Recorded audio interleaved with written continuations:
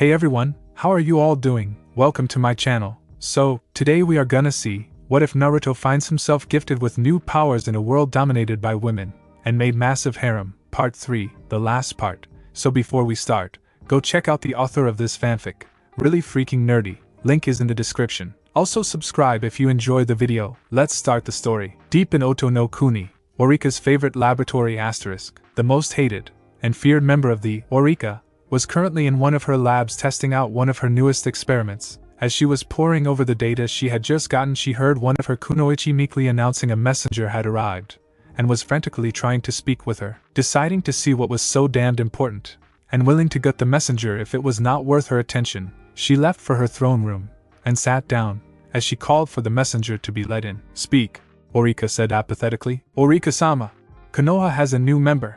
The messenger blurted out in a frantic rush. Let me get this straight. You interrupted my research because Konoha got a new kunoichi? Orika said in a dangerous tone, as she slowly got up, contemplating on the punishment she was about to deliver. It's a man. A man has abilities on par or even beyond that of kunoichi.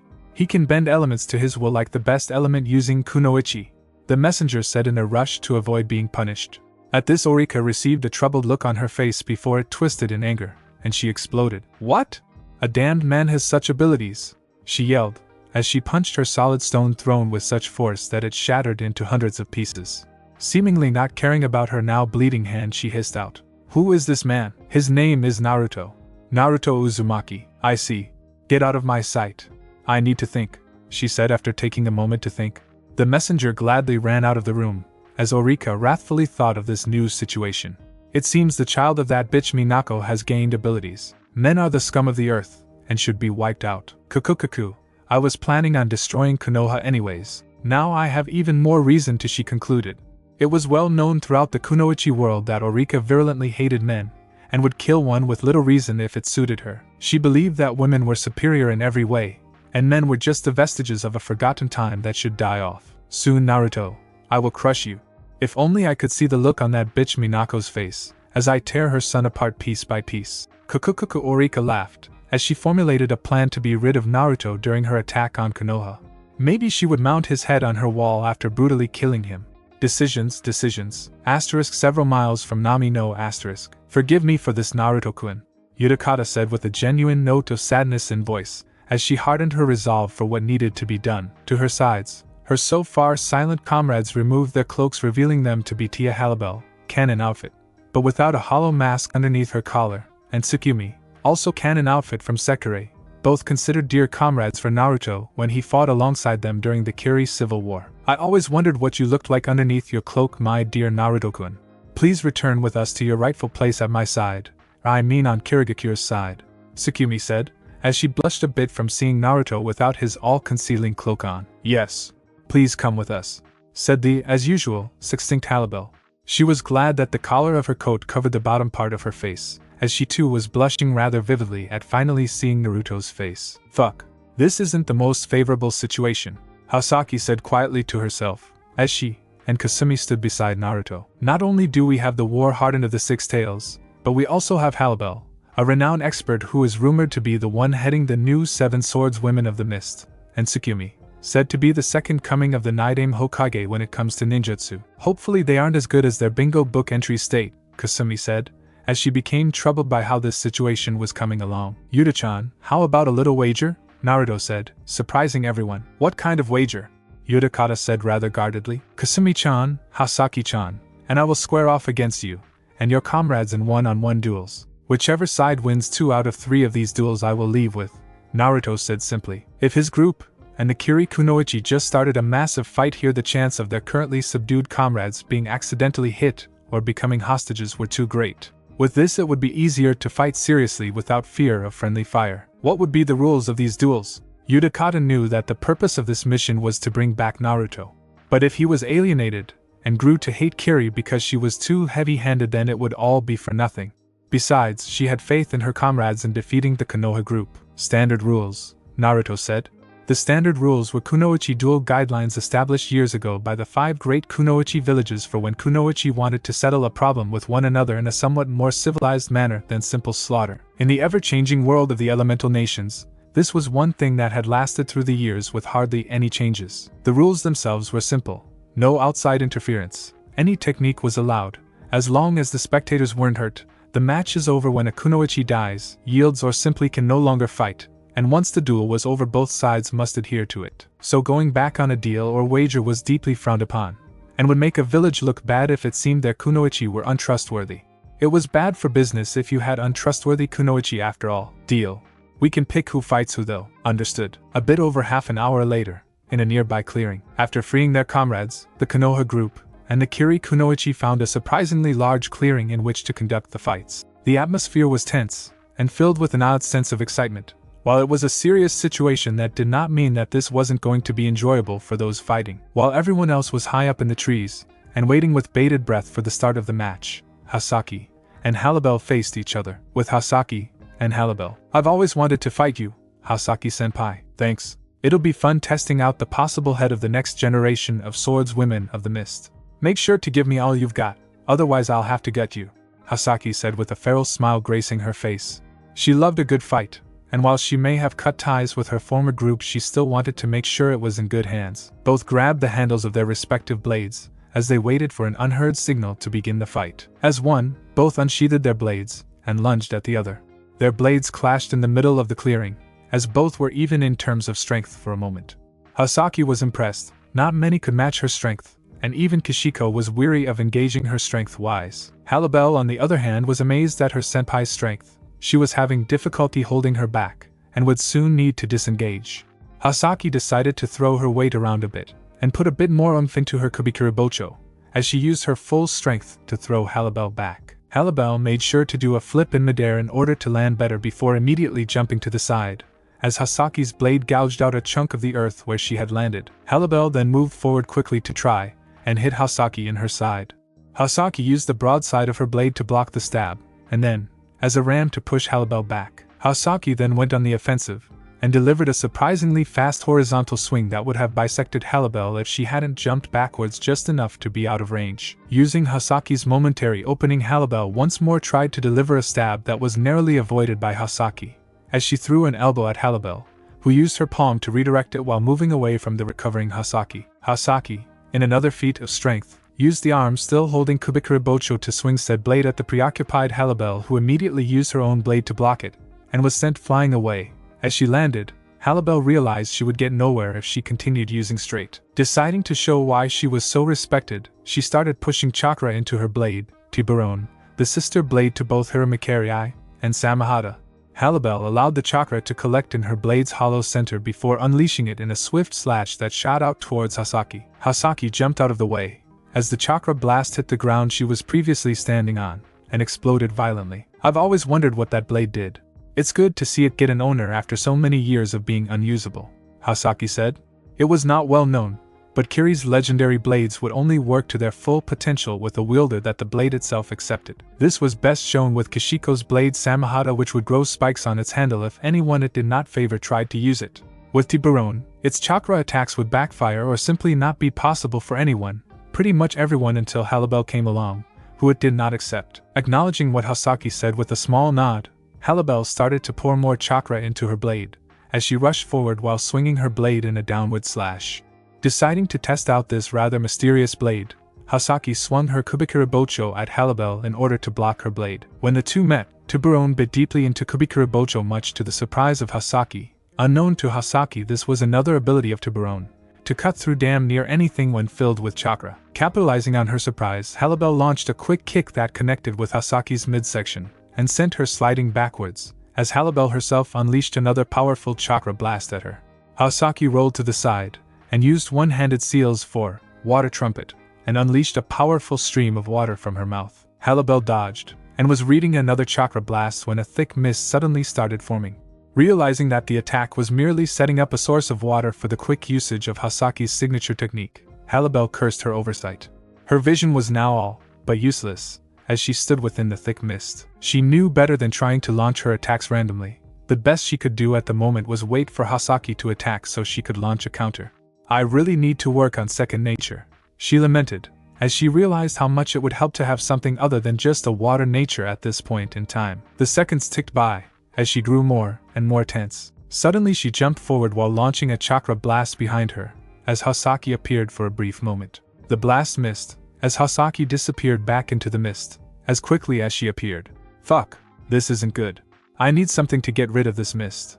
But what? She desperately thought before once again jumping away from an appearing Hosaki, who once again disappeared into the mist near instantly. Halibel then had an idea on how to counter this. She jumped forward once more, closed her eyes, and focused on the air currents around her. After several seconds of focusing, she found herself able to discern the air currents circulating around her so that when Hosaki appeared, she could instantly respond. Halibel stood perfectly still with her eyes closed, as what felt like an eternity passed. Then, with a fluid movement, she turned to the left and lunged forward, her blade going through the sternum of the mid-swing Hosaki.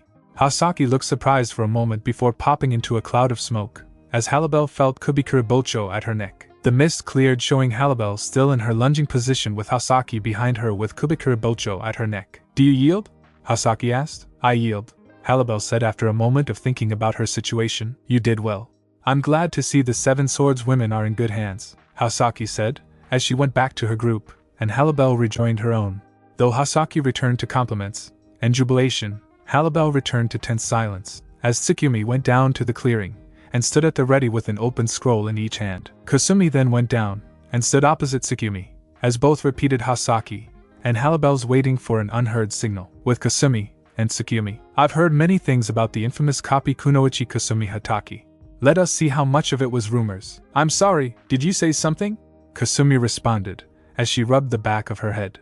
Tsukumi merely face-palmed and muttered a few curses about irritating legends. This moment of humor was quickly replaced with a serious air, as both took ready stances and waited for the start of the match. As with Hosaki and Halibel, both burst into action at the same time.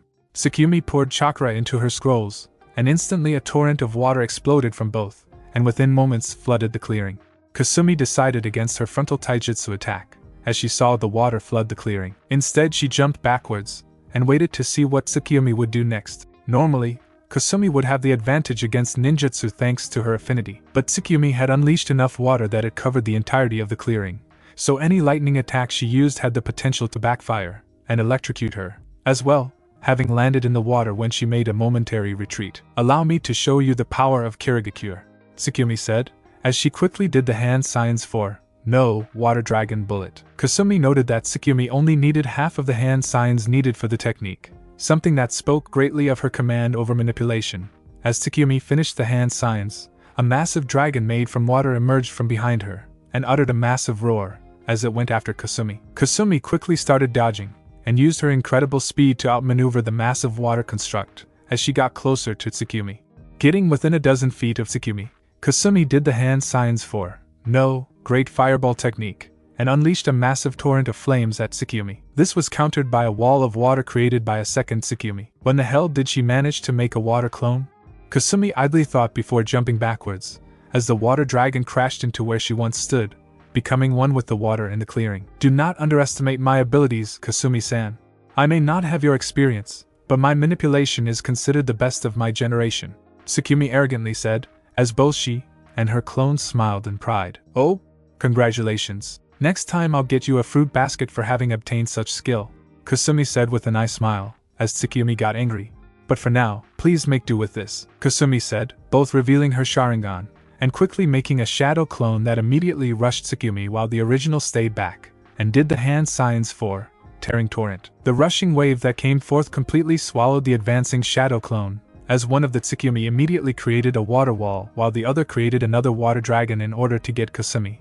As the wave crashed against the water wall, obscuring the Tsukumi's vision, the one controlling the dragon sent it towards Kasumi's last seen position. Kasumi, having to stay in the same spot in order to use saw the water dragon coming, and at the very last moment jumped out of the way.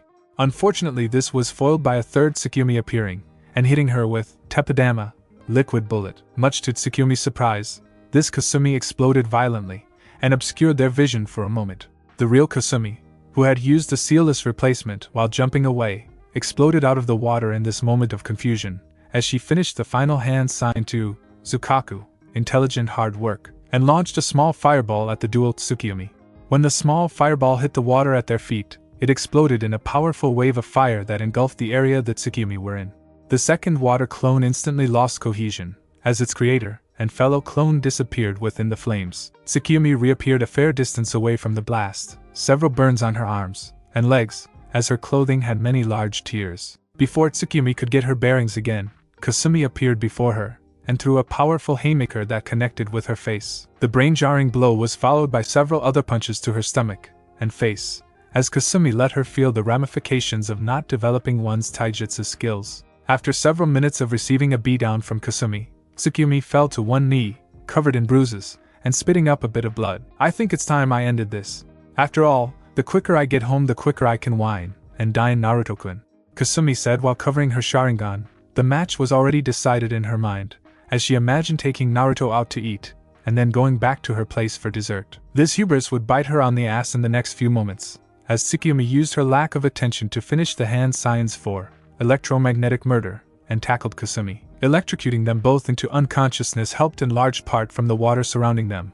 Tsukiomi wasn't exactly skilled, and so she relied on the water surrounding them to hopefully amplify her last-ditch attack enough to take them both out. After a few seconds both collapsed while Utakata and Naruto jumped downwards and checked to see just how badly they were hurt. Roughly 20 minutes later, after treating the injuries of their comrades, proclaiming the match a tie, and waiting for them to wake up, Naruto and Utakata now stood facing each other in the middle of the still flooded clearing, though now it was mostly absorbed into the ground, so there was only around a foot of water depth. The silence coming from both sides was deafening, as an incredibly tense and nervous atmosphere filled the air.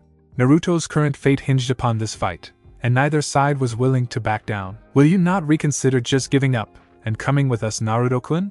Utakata asked in a near pleading tone.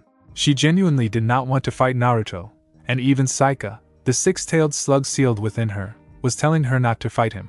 Though Saika seemed rather nervous, and wouldn't give reasons why she was so worried. In fact, Utakata could remember that even as far back as the Kiri Civil War, Saika told her to take great caution around Naruto. While his elemental abilities were great, could that really be enough to unnerve and worry? Unfortunately, Yuta-chan, I cannot return with you. I am a hired mercenary for Konoha after all. Besides, there are things I need to do there, Naruto replied, as he shifted into a ready stance for this upcoming bout. Very well. I'm sorry for this, Utakata said, as she too readied herself for battle. Both stood still and gazed at each other with an incredible intensity. Utakata wouldn't say this aloud, but she found herself becoming rather aroused from the intense gaze of Naruto, and wondered if she had some kind of battle fetish. Naruto made the first move, as he suddenly stomped his right foot while, with his palms facing upwards, made a pushing motion towards the sky. From this motion dozens of stone spikes emerged from the ground, and covered the entire clearing. Utakata, realizing how serious Naruto now was, used her incredible agility to maneuver around the nearest spikes before jumping into the air. As she was in the air, Utakata created a bubble large enough to cover herself and hold her in the air. She then used her bubble blower to create hundreds of smaller bubbles that stuck themselves to the stone spikes before simultaneously exploding. As the massive explosion rocked the clearing, a fine cloud of dust obscured the vision of everyone watching. Utakata suddenly allowed the bubbles she was floating in to pop, as a large blast of lightning flew through where she was floating only a moment ago. As she fell, Utakata used her no bubble technique to send dozens of bubbles to cover the clearing. If Naruto so much as breathed on the surface, he would be blown to bits. As she stood in the only area not covered in what was essentially bubble landmines, she wondered how Naruto would deal with this. After a few moments of waiting in the still somewhat obscured clearing, a rumbling could be felt coming from beneath Utakata's feet. The rumbling grew louder and louder until it was an all-encompassing roar that set Saika on edge, as Utakata sensed something strange from beneath her feet. As she wondered what was happening, she obeyed her sixth sense that told her to move, as a large hand emerged from beneath her and nearly crushed her in its grasp. As she created another bubble to hold her aloft, she witnessed something incredible. From the earth emerged the fully formed upper half of what appeared to be a humanoid figure. Except this figure was, from waist to the top of its head, at least 25 feet tall, basically the upper half of Malice from Shadow of the Colossus.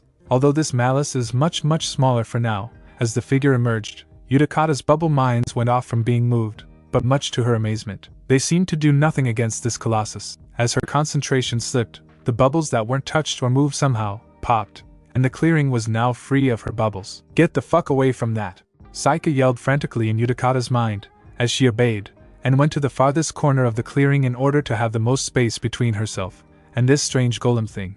As she stared at it, Naruto emerged from the top of its head, while the upper half of Naruto, with his hands in the tiger hand sign. Do not hold back, Utakata. This is one of my strongest techniques, and it will require your best if you even want to scratch it. Naruto replied in an austere tone, as his eyes no longer held warmth, but were instead filled with a ruthlessness she had only seen in them during the fiercest of battles in the Kiri Civil War. What the hell is that? One of the 16 guardians, Malasaika, replied in a trembling whisper. As Utakata was about to angrily tell her to stop being cryptic, she found herself being pulled into her own mind. Utakata's mindscape. Why'd you pull me in here, Saika? Utakata asked, as she found herself in the massive cave that served as Saika's space within her mind. You need to go all out the moment you get back outside. Use at least 3 tails of my chakra, the giant 6-tailed slug said, as it appeared before Utakata. Sure, it seems like a powerful technique, but to use your chakra against Naruto-kun, isn't that a bit much? Fool! That technique is basically the partial revival of ancient beings that once guarded the original source of chakra. The God Tree. The 16 guardians, created by the God Tree itself, existed for untold amounts of time, and kept anyone from devouring the fruit of the God Tree before Kage Akatsuki slew them all in order to eat said fruit. I would have told you to give up right now if Naruto had fully revived any of the guardians. Wait, isn't she the mother of the Sage of 6 Paths that you told me about before? And if they're so damn strong, how were they defeated? Utakata and her Saika were very close, and prior to this Saika had begun telling Utakata of her origins. Utakata had never shared this since the stigma of being especially during and after Yashira's insane reign, made mentioning her tenant rather awkward, and a little taboo amongst anyone that she was not incredibly close to. The very same. She was a warrior of skill beyond what most could even fathom even before she gained the use of chakra. For how she defeated them, that little secret has long been lost. I thought that the sands of time had worn away all knowledge of these beings for anyone, but ancients like my siblings, and I. For Naruto to have found the guardians, and a way to resurrect them, even if only during a battle could he possibly have. Saika started off before speaking her thoughts aloud, as she felt that Naruto was much more than meets the eye. Saika, allow me full use of your chakra during this fight. If what you say is even remotely true, then I will need it, Utakata said, as she thought deeply upon the information Saika had given her. It seems that Naruto had been holding back even more information on himself than was originally thought. I feel a bit arrogant remembering how easily I thought I would win. Head, Naruto-kun, you really are one of a kind. Utakata felt herself being thrown out of her mind after getting a nod from the worried Saika. Back in reality, as she found herself once again facing Naruto, and this so-called malice, Utakata realized that less than a second had gone by. Before being able to muse on this, she was immediately filled with an immense feeling of power, as 3 chakra tails sprouted from her. A feeling of maliciousness filled the air, as the foul chakra of Saika was felt by all. But as this feeling was becoming overwhelming, a strange calmness descended upon everyone, as Naruto exerted the power of malice over the surrounding area. Feeling Saika tremble at this, Utakata decided to go on the offensive. Utakata bounded forward, and tried a superpowered punch towards the midsection of the giant beast, seemingly being too fast for it to react. As she was less than a foot away from delivering her fearsome blow, she felt herself get smacked away by the right hand of the beast. The power of the blow was so great it sent her flying through half a dozen trees before being able to stop by using her tails as anchors, digging deeply into the ground. If it weren't for the regenerative and the protective powers of her cloak, Utakata knew she would be nothing more than a stain on the forest floor. What crazy power! How did it even react that fast? Like I said, throw everything you have at it. Or give up. Honestly, unless you give me full control and transform into my form, you don't really have much of a chance. If I did that, there would be a good chance you'd accidentally kill everyone nearby. Guess I'll go up to 4 tails and take it from there. Utakata thought back, as a 4th chakra tail formed behind her, and she felt the surge of power. She also felt her grasp over her emotions loosening a bit due to the nature of the chakra, but for now she could still fight without going berserk. After taking one last deep breath, Utakata sped forward once again. As she reached Malice, Utakata was just barely able to dodge under one of its arms before delivering a brutal claw strike at its chest, managing to leave an inch-deep gash on the beast's stone armor. Before she could do a follow-up blow, Utakata jumped away, as Malice nearly grabbed her, but she was a second too late, as one of her tails had been grabbed. Deciding to test something out, Utakata used her Leech Gap ability to secret an ultra-powerful acid that immediately started to burn Malice's hand. Roaring in pain and anger, Malice threw Utakata away, as she did a flip in midair, and landed gracefully several dozen feet away. Malice raised its right hand, and aimed its palm at Utakata, and a bright glow started to come from the bracelets on its wrists. The bracelets located on its left bicep also started to glow brightly. Get the fuck away! was Saika's terrified yell, coming a moment too late, as a ball of energy was fired from the right palm of Malice. The ball of energy struck the ground in front of Utakata, and exploded powerfully, but the radius of the blast confined itself to within around a 10 feet radius from impact, preventing too much collateral damage. As she flew backwards, Utakata felt Saika's chakra flooding through her towards where the blast hit, almost as if the energy ball was absorbing the chakra itself to further fuel its own explosion. Utakata felt herself crash through at least 24 trees before finally stopping and falling to the ground. Her chakra cloak was gone, as a huge amount of Saika's chakra was torn away from her. As Utakata felt her consciousness leaving her, she gave one last look at Malice, as its eerily glowing eyes burned itself into her mind for eternity. Away from the clearing, an hour later, Utakata felt herself regaining consciousness, as she stared at a clear blue sky. She then felt pain everywhere on her body, since even with the high regenerative properties of being she was still rather banged up from her recent bout. "Ugh, where am I?" she groaned out, as she realized she was lying atop a makeshift bed, and that she was covered in bandages. "You were quite hurt after your match, Captain, so we moved you here so you could recover. Everyone else is currently waiting for you to wake up so that we can conclude this wager of yours," Tsukumi said with a hint of sadness in her voice, as the reality of their failed mission started kicking in. Nodding grimly, Utakata got up slowly, and walked towards where everyone else was congregated. "Yuta-chan, I'm glad to see you awake. I may have overdone it a bit in our match, so I apologize," Naruto said, as Utakata reached them. He then bowed for a few moments, as he felt a bit embarrassed. He had lost himself a bit in the match, and it wasn't until it was over that he realized he could have been a bit less brutal towards his friend. "Don't worry about Naruto-kun. Now I do believe you won our wager, as such we will retreat for now. But do not think Kiri will give up on you," Utakata said, as she grabbed Naruto, and raised his head before embracing him fiercely, making sure to bury his head in her bust, as she moved her hands all over his frame. "What the fuck are you doing?" was the combined yell of all the kunoichi present, as Haku and Sai reacted the fastest, due to being the closest, by grabbing Naruto and ripping him away from Utakata. As the two gave Utakata the evil eye, they themselves started to feel up to Naruto. "Keep your hands on Naruto-sama," Haku said scathingly while she started to stick her hands underneath Naruto's clothes, as he himself was busy keeping Sai from grabbing his D. "Stop, both of you," Naruto said with a tired tone, as he placed a light chop on both Sai and Haku's heads in the hopes that this light corporal punishment got through to them. Surprisingly, it did, as they both let go of him and meekly lowered their heads. "Utakata, please tell Mei-chan that if she wishes to see me, then the upcoming Chunin exams would be a good time to visit Konoha," Naruto said, as a warm smile found itself on his face. He would like to see his old comrade again, and finally properly introduce himself. "Sure. We will see you again, Naruto-kun. Until then, you better not forget me," Utakata said with a seductive smile, as she and her team started to leave. Halibel said goodbye to her senpai, and Tsukumi made sure to tell Kasumi that she would get a rematch whenever they met again. Kasumi of course responded by pretending not to listen, and asking her to repeat herself. As the trio of Kiri Kunoichi vanished into the distance, Naruto felt very powerful stares being directed at him. As he turned around, he found the very curious stares of his traveling companions. "So, are you gonna explain, or are we going to have to get creative in getting the information from you, Naruto-kun?"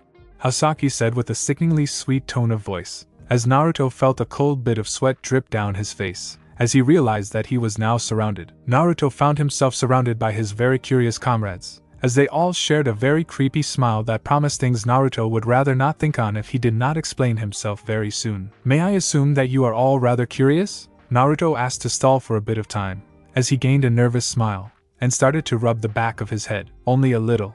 After all, you did say you would fix this whole being deceitful thing, right, Naruto-kun?" Hasaki said with a bit of anger entering her voice, as she took a step forward, which was quickly mirrored by her fellow kunoichi. "To be fair, as a kunoichi, you of all people should know better than to give away all one's secrets. Or am I wrong for wanting to have a bit of mystery around myself?" Naruto provocatively said with his most alluring smile, as he decided to go for broke, and be as charming as possible. In his mind, Kurama watched eagerly with a bucket of popcorn she had created just for times like these. "Well, that is true, I suppose," Hasaki stuttered out at the sudden change in tone and posture of Naruto. She felt her face getting hot under her bandages, and wondered on how she could turn the tables. "Don't try to change the subject of Naruto-kun," Kasumi said with a steely edge to her voice. "Of course, Kasumi-chan. I found my summons on my travels, and during the Kiri Civil War donned a disguise, and secretly aided the rebels. Now why don't we move on to a subject that is less distasteful, Naruto said, as he gracefully moved near Kasumi, and oh so slowly ran his finger along her jawline, making sure to keep his tone provocative throughout. Kasumi started to stutter out a response. Stop being vague, and answer with a bit more detail, Naruto. Satsuki interjected in a rude, demanding tone with a sour look on her face. That look was wiped off her face, as Naruto turned towards her with his face in a stern mask. You know, Satsuki, there are quite a few sayings on the matters of pride, but you seem more like a hands-on learner, and if need be I can be a very strict instructor, Naruto said, as his previous tone took a steely edge, as he fully focused on Satsuki, who felt a near physical pressure from Naruto's words, as he exuded an aura of absolute dominance. She found herself unable to think clearly, as her mind ran a mile a minute with the possibilities of what Naruto's brand of education would entail. A small bit of blood leaked from Satsuki's nose, as she stood there unable to continue her argument. Now be a good girl or I will punish you.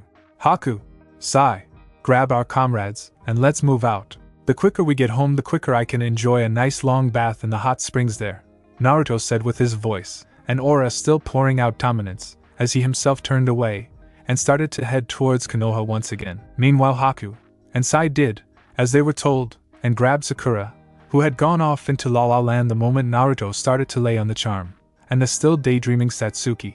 They would be damned if they disappointed their Naruto-sama when he was finally starting to exert himself over them. After all, they hoped to aid him with all his needs in the future. I am so having his kids.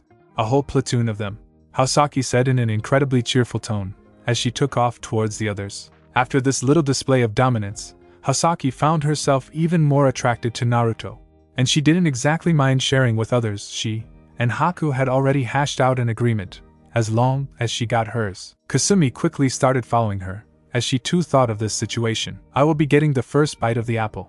Don't worry, Naruto-kun, I'll gladly be your sensei of lust, and by the time we're done, you'll be begging me for more lessons, Kasumi thought, as she caught up with her comrades. A subtle glint in her eye, as she stared intensely at Naruto, well, at his ass. A few days later, Hokage's office, morning. And that wraps up our little travels abroad, Naruto said, as he finished recounting their time in Nami. He did omit a few of the more embarrassing tidbits, like nearly being raped by Sai, but otherwise it was a succinct and well-delivered speech on their mission. He had even explained what had happened with the Kiri Kunoichi, and the simple fact that they knew he was here under Konoha's banner.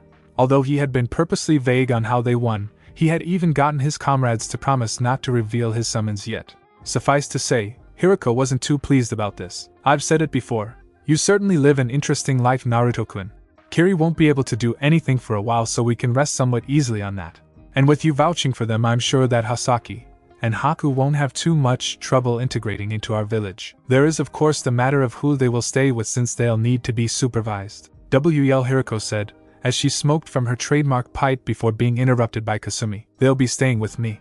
I have a few unused rooms in my apartment. She finished with an eye smile towards the now fuming Hasaki and Haku, who were less than a second away from telling Hiriko where they wished to stay. Kasumi had realized that they would try to get themselves into Naruto's home, so, as their new comrade, she would be magnanimous and invite them into her home. After all, as a proud Konohagakure, she had a reputation to uphold. That would work out rather well, alright. Hasaki and Haku, you both will be staying with Kasumi for the time being. In a week we will have some tests so we can give both of you a rank and decide on a position for you both. Good work, all of you. Dismissed. Hiriko finished, as she started to go back to her ever-growing pile of paperwork. Hokage-sama, may I speak to you in private? Naruto asked before he could be dragged away by his comrades. Sure, Hiriko said, as she made a shoo-in motion towards everyone else in the room, including the Umbu hiding in the corners. All of them sadly obliged, and would wait outside the door for the moment Naruto walked out in order to snatch him up, except the Umbu, who were wishing they could abandon their shift. Hiriko then activated a privacy seal in case what was about to be discussed was a sensitive topic. Thank you. Now I have a deal for you. A deal? Hiriko asked with quite a bit of hesitation entering her voice. She had learned her lesson when it came to dealing with Naruto. Yes. What would you say if I gave you the secret to beating paperwork? Naruto said, as he donned a confident smirk that made Hiriko realize she may not win this little battle of wits. I would say, what would you be asking for it? Hiriko responded guardedly. Nothing much. Just an unspecified favor that I could cash in at a later date. No questions asked, Naruto said, as his smirk grew more fox-like. A big, Unspecified favor from the leader of the most powerful hidden village in the entire world in one's back pocket would be worth more than what most people could even fathom. And Naruto knew that with his luck he may need that favor one day. Fine. Now, what's the secret? Hiriko said with a bit of desperation in her voice, as she glared at the pile of paperwork on her desk that had somehow grown even when no one had come in and left any. Not so fast, Hokage-sama. I want that in writing, and for it to be transferable to the next Hokage in case you retire again, Naruto said with Kurama nearly crying tears of joy in his mind because of how well he had taken to her teachings. Hiriko on the other hand choked rather loudly. She had been taking a relaxing inhale of her favorite tobacco, as she directed a weak glare at Naruto. And why, pray tell, would I agree to such terms? Hiriko said, as she got her coughing fit under control. Well, imagine how much easier it would be for you to handle the village without the constant paperwork. You would be able to relax once in a while instead of being cooped up in this room all day, every day. Isn't it a kunoichi's axiom to always strive for the utmost efficiency? Naruto said with his best convincing smile, and accentuated his words with small gestures. Kurama made sure he could deliver a speech in case he ever needed to do some convincing. One never knew when the need for a fox's mischievousness would pop up. God damn it. Fine. You win. I'm assuming you have the paper already written and ready to sign? Hiriko said with annoyance, lacing her tone. So much for being the professor when I keep getting outwitted by a teenager, she lamented. Naruto merely smiled gently, and produced a sad piece of paper with his terms already written out on it. After diligently reading it, signing it, and leaving her personal stamp so that it could not be disputed, she handed it back to Naruto, who promptly pocketed it. A pleasure doing business with you, Hokage-sama. The secret, by the way, is shadow clones. Or you could do what I've seen every other Kage do, and hire a few trusted people to sift through the paperwork so you only ever have to deal with the important bits. Naruto said simply, as he could almost see the cogs in Hiriko's brain freeze up and break apart from the revelation. She had been so used to doing it all alone that she had never realized her options. Naruto offered her a good-natured smile and waved as he left via the window. No point making his probable abduction by his friends easy.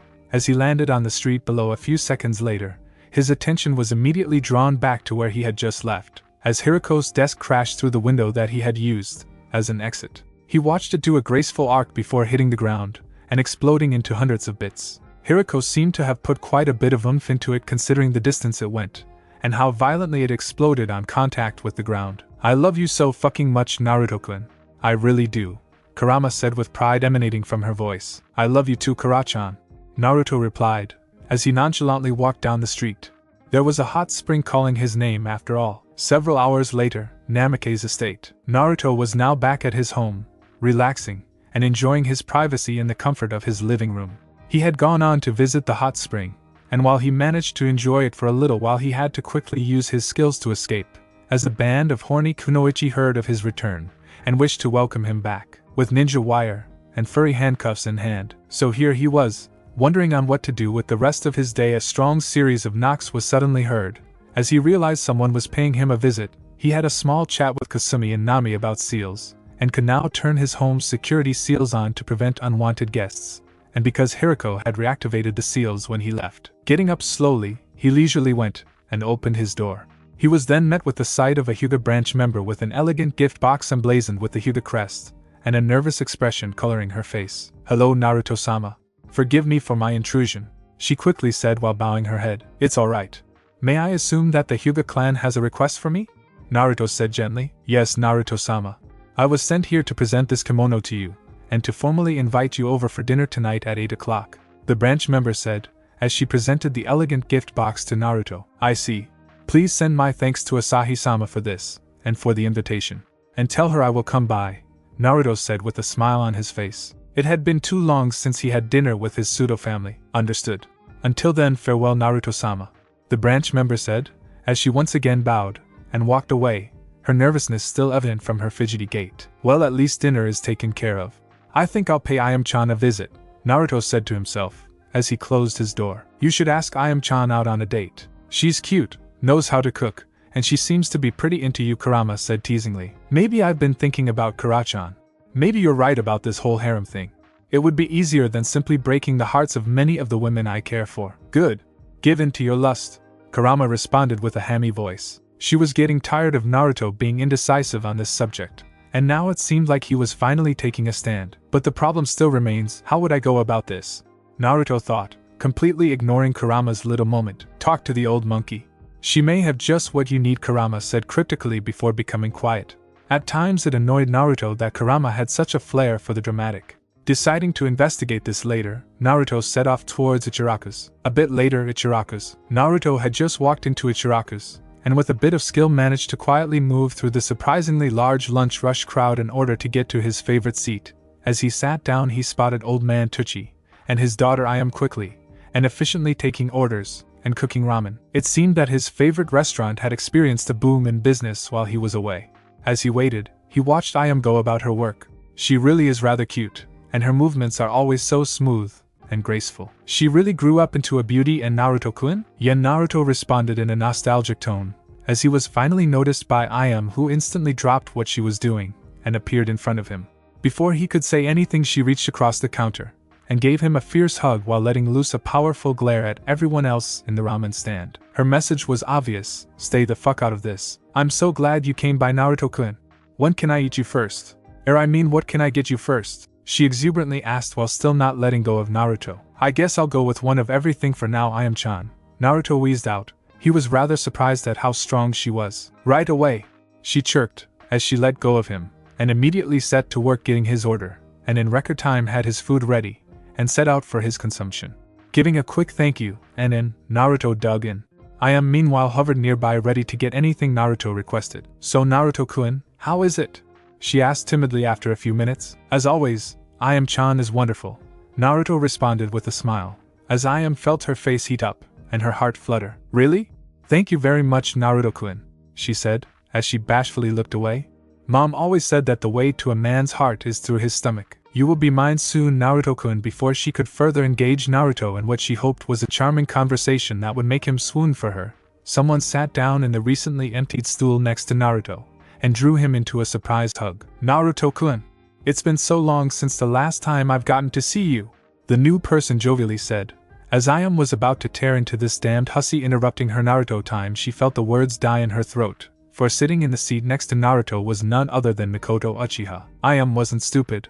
While she could drive away any other customer, whether they be kunoichi or civilian, in order to get Naruto to herself, threatening a clan head, especially the still ludicrously rich Uchiha clan head, would be tantamount to economic suicide. Instead, Ayam ground her teeth and put on a fake smile as she saw Mikoto bury Naruto's face in her large, at least the G-cup, assets. May I help you, Uchiha-sama? Ayam said with a cold undertone in her voice that Mikoto caught, and only smiled at. I guess I'll have some vegetable ramen and a glass of water, Mikoto said with a smile still on her face, and Naruto, somewhat struggling in her cleavage. Mikoto was a little short at only 5'4", but made up for that with her generous curves that added to her incredible underlying sag's appeal. She had raven hair and onyx eyes that contrasted wonderfully with her pale skin. At the moment she was wearing her normal attire, a fine dark blue kimono with the Uchiha crest emblazoned on the back, and of course it was opened a bit in the front to allow a tasteful view of her cleavage. Right away, Uchiha-sama, Ayam woodenly said, as she quickly went to get Mikoto's orders so that she could get her to leave faster. Mikoto-sama, could you possibly let me go? Naruto managed to muffle out from in between Mikoto's lovely pie. Oh, of course, Naruto-kun, she happily said, as she finally released Naruto, who promptly took an inhale of sweet oxygen as he gazed at Mikoto. Naruto did not know Mikoto all that well. In fact, he made her acquaintance through his friendship with Izumi. How are you, Mikoto-sama? Naruto politely asked. He would be lying if he didn't admit that Mikoto was incredibly attractive. Maybe spending so much time with Kurama had given him a taste for older women? I've been doing well with Naruto-kun. You have no idea how relieved and happy I and the other clan heads were when you returned. Really? Thank you for your concern. So how has your time as a mercenary for Konoha been? Mikoto asked, as Ayam came by with her order, and stayed to listen, as well. It has been interesting to say the least. Recently I've returned from my first mission, which was to a country called Nami Naruto. I started off, as he went on to tell both of them of his time in Nami no Kuni. Mikoto and Ayam became enraptured with his tale, as both found themselves envious of all the alone time Kasumi and Team 7 got with Naruto. As Naruto finished his tale, he found the star-struck gazes of both Ayam and Mikoto on himself, as they both suddenly realized that Naruto certainly was more than just a pretty face and wonderful voice. While his demonstration of skills was great, Mikoto knew it took more than just strength to be effective in the field, and Naruto was certainly effective. Well, Naruto-kun, That is certainly impressive. When I was still taking missions in the field, I was a frontal assault kunoichi, and over the years I've made sure to keep up my skills. If you ever need a good spar with someone who has quite a bit of experience, please drop by the Uchiha compound. Even if it's only to talk, you are always welcome, Mikoto said in a flirtatious tone, as she laid her hand on Naruto's thigh, and gently rubbed it before giving it a tight squeeze. Naruto was struck dumb by her forwardness, as Ayam looked murderous, and was emitting enough killer intent to make even a moment's pause. Naruto idly wondered what had happened to the sweet woman he once knew who would give him candy, and a few affectionate pats on the head whenever she saw him. I think she wants to give your head something a bit different from a pat, Kurama said, as she enjoyed the little spectacle. Unfortunately, I've got a few things I need to get done, so for now I shall leave you, Naruto-kun. Please drop by one of these days so we can spar, Mikoto seductively said, as she paid for her uneaten meal, and stood. There is even a private hot spring for when you need to wash off all that hard-earned sweat. She finished with a tinkling giggle that many would find irresistible. She even traced one of Naruto's whiskers, a sensitive spot that he had never told anyone about, before finally leaving, unknowingly sending a shiver up Naruto's spine, as Kurama now knew someone else that she definitely wanted in Naruto's harem. I may end up killing her, Ayam accidentally let slip, as her rage reached levels previously unknown to humans. What was that, Ayam-chan? The now recovered Naruto said, as he had only heard part of her rage-induced statement. Oh, nothing. Nothing at all, she frantically said, as she waved her arms about in hopes that Naruto would drop the subject. I see. Well, it would be a shame to let all this food go to waste, Naruto said, as he went about eating his, and Mikoto's, neglected ramen while conversing with Ayam, whose mood grew better and better the longer she was alone with Naruto. A few hours later, streets of Konoha. Naruto was calmly walking along, politely waving back or responding with a hello to those who greeted him. He still had time to kill before his dinner with the Hyuga, and was currently at a loss for what to do. As he continued to walk along, he spotted someone he instantly recognized, Sai. She was walking out of a bookstore with what he presumed to be a recent purchase before spotting him. A fake smile came upon her face, as she immediately made a beeline for Naruto, and sooner than Naruto could form a plan of escape appeared at his side, her unoccupied right arm now intertwined with his left arm, and her head rested on his shoulder. This had the effect of pissing off every female within viewing distance, including a horde of stalkers who made sure to stay out of sight, for now was not the time to make their move. Naruto-sama, what a coincidence to see you here. May I presume you are here to take me back to your home so that you can ravish my supple body? Sai asked with a tinge of excitement leaking into her voice. You would presume the wrong Sai, Naruto dryly said, as he was on guard for any sneak attack Sai may launch. How unfortunate. Well, Naruto-sama, would you care to join me for a spar? I do not have team practice today, and am free, Sai said with a monotone, as she continued to hold Naruto. Well, I do have some time to kill. Alright. But I will not take kindly to any attempts at spiriting me away in order to have your way with me, Naruto said, as he swiftly freed himself of Sai's grasp, and started moving towards Training Ground 7. Sai quickly followed, and had a strange feeling in her stomach. I feel nervous? Or at least I think that is what it's called. But why? I should not be feeling anything at all. Maybe Naruto-sama will help explain this to me, Sai thought to herself, as she threw a quick glance towards Naruto, and felt the feeling in her stomach intensify, as a few other strange sensations came about, as well. A few hours later, Training Ground 7. Naruto had spent the last few hours having a decent workout by sparring with Sai. For the first hour they had merely used taijutsu before switching it up. Naruto strictly used his less powerful lightning attacks while Sai was allowed to use her entire arsenal. While it wasn't exactly a close fight, Sai still managed to give Naruto a good workout that made him glad he agreed to this.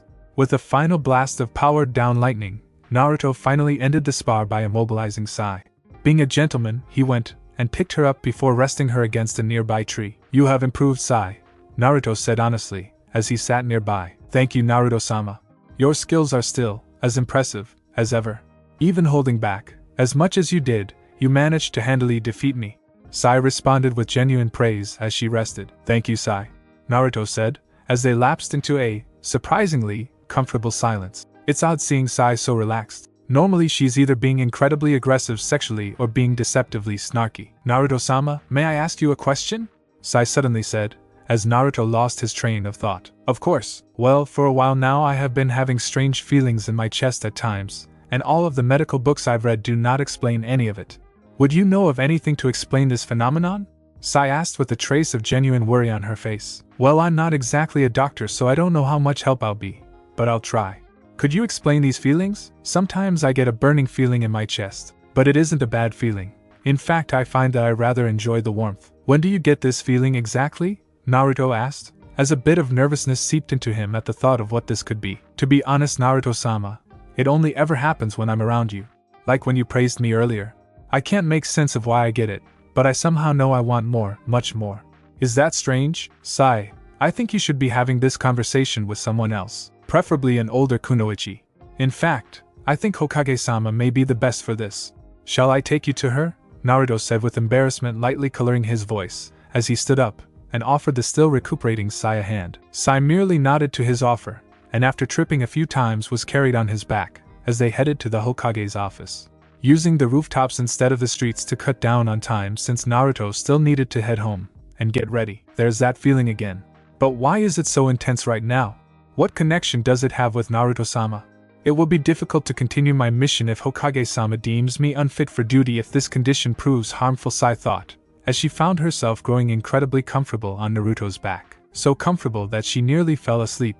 As she was on the cusp of entering dreamland, Sai heard Naruto call out to her. Wake up, Sai, we are here, Naruto said, as he gently shook her, and then deposited her on the comfortable couch meant for those waiting outside of the Hokage's office. As Sai started to regain her senses, she heard Naruto speaking with someone before speaking with her once again. I will be taking my leave, Sai. I hope Hokage-sama has the answers you seek. If you ever need to talk, I will gladly listen and help as much as I can. Farewell, Naruto said with a nervous stutter appearing briefly in his voice, as he gave his parting words. Thank you, Naruto-sama, Sai said, as she stood and walked towards the door to the Hokage's office, that strange warmth overflowing in her upai at Naruto's words. She found that she had the intense urge to follow Naruto out and stick to him like glue, preferably wrapped around one of his arms. The urge was so great that it was only her root training that kept her from leaving. I do need help, Sai finally thought, as she opened the door and stepped into the Hokage's office. It was about time she got some answers. Streets of Konoha. It's always so adorable seeing you embarrassed, Kurama said with great relish to Naruto, as he swiftly headed home. I'm happy that you're entertained, Naruto answered with a snarky tone. Truly the mark of a wonderful being. Being able to derive joy from others like that, Kurama answered with her own brand of sarcasm. She and Naruto would often have impromptu snark contests like this. Naruto always lost, but it was still fun nonetheless. Naruto merely gave her the win, as he reached his home, and hurriedly got ready to go pay a visit to the most powerful clan in Konoha. In front of the Hyuga compound, 7:59 p.m. Naruto now stood in front of the main gate of the Hyuga compound. He was currently dressed in an elegant black kimono with azure blue accents that had an accompanying azure blue camellia pattern. The effect of seeing Naruto dressed so elegantly, as he walked to the Hyuga compound, literally left every woman that came across the sight of him speechless with their mouths agape. Some even became convinced that he was some kind of deity. All in all, Naruto thought it looked nice on him. As Naruto raised his hand to knock, he found the gate thrown open by a pair of Hyuga guards who immediately bowed to Naruto. We are immensely sorry, Naruto-sama. We had not been paying attention, and thus could not open the gates sooner. Please do not reflect badly on the Hyuga clan, as a whole, and only direct your displeasure towards us, one said quickly while the other nodded frantically. Be more attentive, Naruto said, as he bid them both to raise their heads. Naruto knew how strong Hyuga's pride was, so instead of offering his usual laid-back attitude, and slightly insulting them, he gave them their desired reprimand. Both Hyuga guards gave him a grateful smile, as they led him inside. It was in part thanks to Naruto's knowledge on the nuances of the Hyuga that elevated his status within the illustrious clan to what it was. As they were walking, both guards stayed rather quiet besides the standard polite remarks one would give guests. Truth be told, both the guards were having difficulty keeping their Hyuga stoicism with how handsome Naruto looked, and were debating whether taking him to an unused room to have their way with them would be worth the ensuing punishment. Unfortunately, the decision was taken out of their hands when they reached the dining room, both guards having been on autopilot while weighing the pros and cons of Naruto's abduction. As Naruto entered the dining room, he saw Asahi sitting at her designated spot at the head of the table with Anabi, now entering her teenage years at 13, on her right with Nijiko sitting next to the young teen. On Asahi's left was an open space, presumably for him, with Hinata, who along with everyone else who had laid eyes on Naruto was struck speechless, and now had a cherry-red face, sitting next to the empty spot. The table itself was currently bereft of any food since dinner had yet to be served. Instead, green tea was set before every space. Thank you for inviting me, Asahi-sama, Naruto politely said, as he took his seat in between Asahi and Hinata. You are quite welcomed by Naruto-kun. Did you find our gift to your liking? Asahi said after regaining her composure.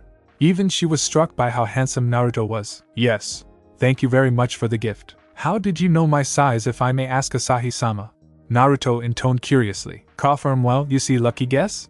Asahi said nervously, as she choked on the tea she had been sipping a moment prior. Truth be told, she knew Naruto's physique intimately from the time she accidentally memorized every bit of it after his performance at the Silver Leaf. Hinata, Hanabi, and Nijiko all blushed crimson at the memories of that night. Well then, you certainly have an eye for these things, Asahi-sama. Naruto subtly emphasized a few words to tease Asahi. He figured someone in the Hyuga clan would use their Byakugan for peeping sooner or later, although he had always thought it would be Hinata. Thank you. So Naruto-kun, how has your time been under the employ of Konoha? Asahi quickly said, trying to change the subject after noticing his emphasis, and realizing he knew that at some point she used her Byakugan on him before he could respond. Several branch house members entered, and started to lay out a veritable feast that had many delicacies that Naruto had only heard about. It seemed that the Hyuga clan went all out for him. Well, it has certainly been interesting, Naruto said, as he started his story on his first mission under the banner of Konoha. Hours later, Namikaze's compound. Naruto had just returned from his dinner in the Hyuga clan compound. He had had a wonderful time recounting stories, telling jokes, and generally catching up with his pseudo-family. At the end of the dinner, Asahi had made sure that he knew of the open invitation he had to the Hyuga compound, and that if he had any problems, she would be willing to help. He finally left after giving each member a tight hug. He truly did miss them on his travels, and a promise to visit again soon. Now he was in his living room debating on whether to sleep or take a shower. He then heard a knock on his door. It was so soft that he almost dismissed it before hearing it again. Confused on who would be paying him a visit at this hour, he went to his front door, and opened it only to see someone he did not expect. Hinata-chan? *omake. Cohabitation, Haku, Hasaki, and Kasumi style 1*. Haku was now returning from a day spent familiarizing herself with the layout of Konoha. She had even done a bit of shopping so that she could cook a good meal to celebrate finally having a true home after so many years on the run. Admittedly, she wished she could have lived with her Naruto-sama so she could attend to his every need, but at least she lived in the same village as him. Besides, she knew that she would eventually move in with him if she had anything to say about it. Opening the door to her new home, Haku heard shouting, and large amounts of movement coming from further in. Immediately becoming alarmed, and creating several ice for quick use, she cautiously moved forward into the rather spacious apartment, as she came upon a sight that many males would kill to see. Hasaki and Kasumi were both dramatically facing one another, as if having some kind of ultimate showdown, and Haku swore that she could see some kind of fierce animal spirit behind both of them, ready for the fight of the millennium.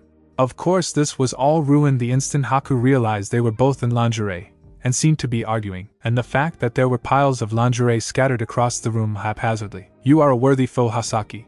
But my black silk corset and garter set shall prove victorious, Kasumi yelled, as she brandished the mentioned items, and wielded them, as if they were a sort of weapon. Arg! Such power! But can you take my see-through the crimson teddy set? Hasaki dramatically responded, as she too brandished her weapon of choice. Haku meanwhile was staring at both of them, and wondering if she had had an accident on her errands today, and received a massive head injury. To think you had something of that magnitude up your sleeve! I will not be beaten that easily, Hasaki. Prepare for, Kasumi started yelling, as she was about to reveal another set of lingerie from her surprisingly large stockpile, before being interrupted by Haku. What the hell are you both doing? Haku said, as she could no longer keep quiet. Isn't it obvious? Kasumi here said she had better lingerie than me, so we had a lingerie battle royale. But mine shall prove victorious, and be acknowledged as the sexiest, Hasaki calmly explained before erupting into a battle roar.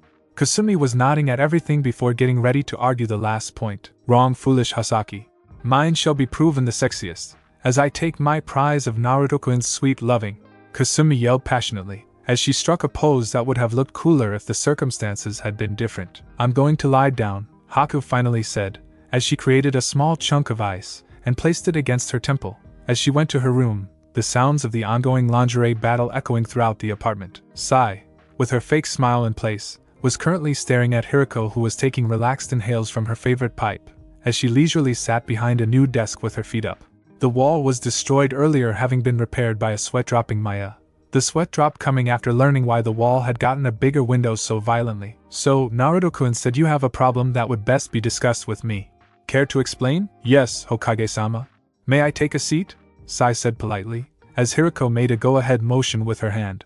After sitting down on a nearby chair, Sai began to tell of her problem with these strange feelings that only sprung up whenever Naruto was involved. Of all the dreams she would have nearly every night of the two of them together, merely enjoying themselves. And she even told her of a new one that had been occurring recently of herself holding a small, black-haired baby with beautiful blue eyes. Damn, Daniera really did a number on you, didn't she?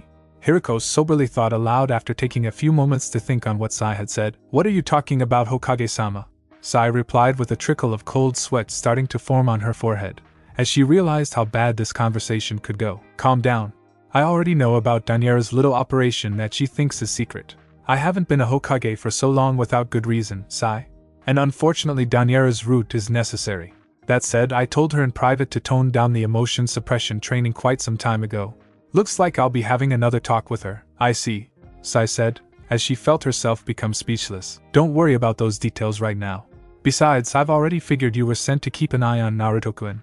And thanks to his looks and charm you've inevitably fallen for him. And if what you've told me is even remotely true, then you're pretty deeply in love by this point. Hiriko, still incredibly calm, said, as she refilled her pipe. Hiriko had bet on Sai falling for Naruto, which was why she allowed her to stick close to him instead of finding an excuse to keep her as far away as possible. It was much easier to keep an eye on Daniera's plans with both Satsuki Uchiha and Naruto when her operative was in plain sight, especially when said operative could be turned. Love? Yep, love, but I am not able to love, due to the training Nope. Emotions are a tricky thing. While Daniera's training is remarkably effective at suppressing them, with the right variables in play, emotions can come back. And it seems your right variable was a tall blonde with spiky hair. If you're Hokage-sama, what do I do about this? Sai asked, as for a brief moment her perpetual emotionless face cracked into a worried, confused frown. Tell me, Sai, what do you want to do? Hiriko said, as an intense atmosphere fell. Sai found herself unable to answer for a moment, as a torrent of strange feelings surged in her upai, feelings so powerful that she was starting to panic and fear what was to come from Pandora's box. For a brief moment, Sai nearly drowned in these new feelings that threatened to destroy everything she had become, and possibly more. Suddenly, memories of times she had spent near Naruto came to the forefront of her mind, as she realized that in those all too short moments by his side, she had felt something that she wanted, no need to feel more of, and understand. These memories and positive feelings managed to anchor her back down, as she was able to finally put her rampaging emotions into a somewhat more orderly state. With a strange resolve forming within her, she found her lips forming words she could not stop even if she wanted to. I wish to continue being a Kunoichi Hokage-sama. I wish to explore these new emotions that I am regaining, and to figure out what I want to do with them. I wish to understand myself, Sai yelled out, as she found herself feeling much better. Good. It will be a long road, but with a certain blonde's help I think you'll manage, Hiriko said, as a smile found itself on her face. I really should tell Naruto-kun about that little clan restoration law soon. Nah, I'm sure he'll be fine for a bit longer, Hiriko idly thought, as she watched Sai get up and bow. Thank you for your counsel, Hokage-sama. If you'll excuse me, I need to visit several bookstores, Sai said with a small, genuine smile on her face. Hiriko merely nodded and allowed her to leave. Sai had quite a few books to read, and time was of the essence. Namike's estate, master bedroom. The afternoon after the dinner at the Hyuga compound, Naruto slowly awoke from what had been a wonderful night's sleep that had left him feeling positively magnificent. As he moved his arms a bit, he heard a soft, sensual moan. His eyes bursting open, Naruto finally took notice of his surroundings. He was in his bed, he was nude, and he was coupled with an also nude Hinata who was currently being tightly held by him, and was still peacefully sleeping. Kara-chan? Yes, dear? Kurama said joyfully. Could you refresh my memory on what happened last night? Naruto said with a surprising amount of calm. Gladly, my sexy stud, Kurama said, as she eagerly explained the previous night. Flashback X. Hinata-chan? What are you doing here? Naruto said, as he gazed at his childhood friend currently in a light lavender kimono that hugged her curves, and made her look even more beautiful than usual, who had appeared at his door. She seemed nervous, and fidgeted while looking everywhere, but at him. While this behavior wasn't new, what was new was her appearing by herself, and at such a late hour. May I come to Naruto-kun?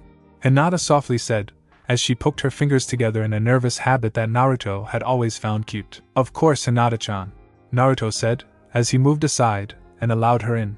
After closing and locking the door, he followed her into the living room. "Excuse me while I get tea." Naruto quickly made tea as he organized his thoughts. After finishing, he handed a cup to Hinata, who had taken a seat on his spacious couch, as he sat down near her, and an awkward silence ensued, the only sound being the occasional noise from their sipping. "This tea is quite good, Naruto-kun," Hinata said in an attempt to break the awkward silence that had ensued for several minutes. "Thank you very much, Hinata-chan," Naruto responded, as the awkward silence resumed once again. "It has been a while since we've been alone together like this, hasn't it, Naruto-kun?"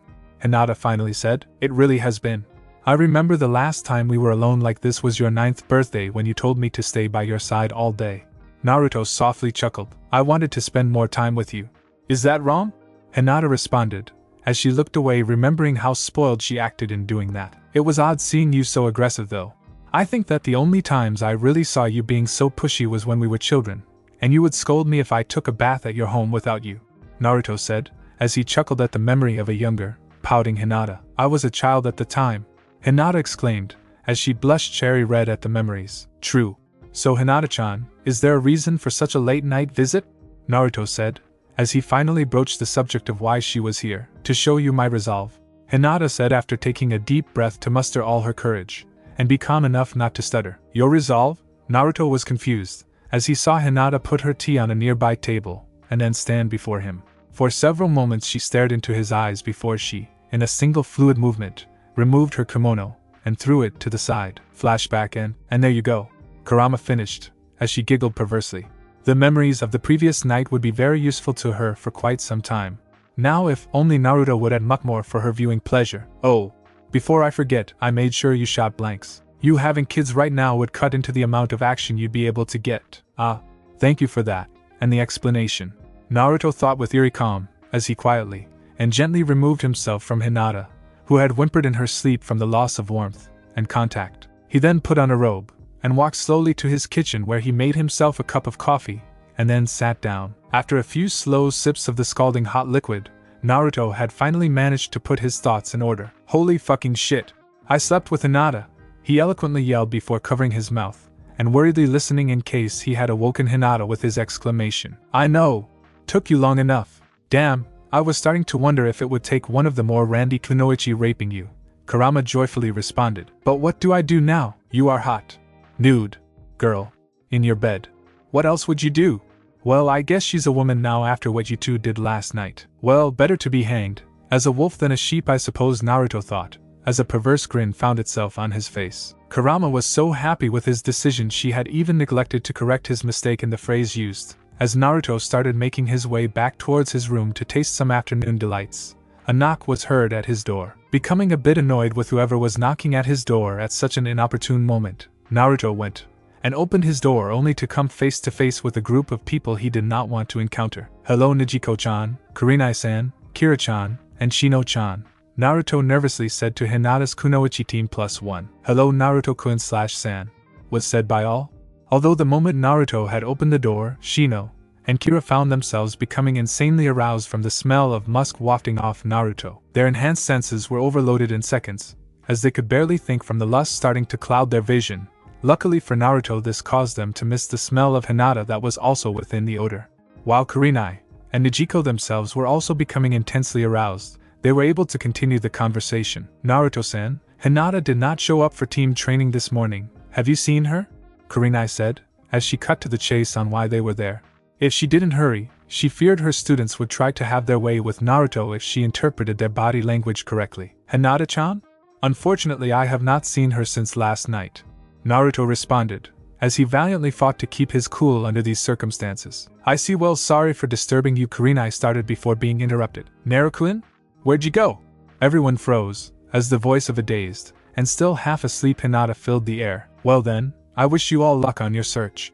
Now, if you'll excuse me," Naruto quickly said, as he tried to close the door, only for it to explode, as a powered palm sent him flying, as shards of his door went everywhere. As Naruto landed, he quickly did a back step just in time to dodge a kunai from Kurenai that had been aimed squarely at every young man's most prized possession. Naruto was now in his living room staring at the incredibly angered visages of Team 8+1. Whether the anger was from Naruto sleeping with Hinata or Naruto losing his virginity to someone that was not themselves was unknown.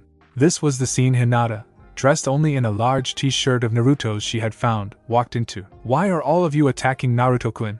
Hinata asked with confusion, and surprisingly mostly without a stutter. "Hinata! Did Naruto take advantage of you?" Kurenai said, as spring of anger welled forth in her reply. She would never admit this to anyone, but her anger was mostly at Hinata for taking Naruto's virginity. "What? Of course not. What Naruto-kun and I did was mutual and beautiful," Hinata responded, as she found a strange amount of confidence surge within her. It should also be noted that she had a large triumphant smirk on her face. "Hinata! How could you? You know damn well Naruto was mine!" Kira yelled, as rage started to cloud her vision. "Yours? Please, I think it's obvious who Naruto wants to be with. Nijiko, let us go back to the clan compound and discuss this with our mother," Hinata replied with a surprisingly proud tone that caught everyone off guard, as she slowly limped back upstairs to get her clothing. As everyone was distracted by that, Naruto created a clone that he left behind, as he made his escape through a nearby window. It would be best to allow everyone to cool their heads before speaking with them again. "Oh Naruto-kun, don't lie to yourself. You just want to run away," Kurama said teasingly. "It's not running away, it's a tactical retreat," Naruto replied, as he escaped into Konoha, forgetting that he had nothing on but a robe. Streets of Konoha. Roughly an hour later, Naruto had become a disheveled wreck. His robe was barely holding together, as the ends of the sleeves were frayed, and there were large tears running throughout it. Since he had gotten onto the streets of Konoha, Naruto had been frantically running, trying to keep himself ahead of a raving horde that threatened to tear him apart in their frenzy, like some herd of demonic beasts that were starved for human flesh. His flesh, namely. Never before had he felt so in danger. While certainly thrilling, he hoped it would end soon, and he would be able to get somewhere safe. His luck at evading them certainly wouldn't hold forever. As he made a sharp turn, Naruto's mind froze, as he realized that he had run into a dead end.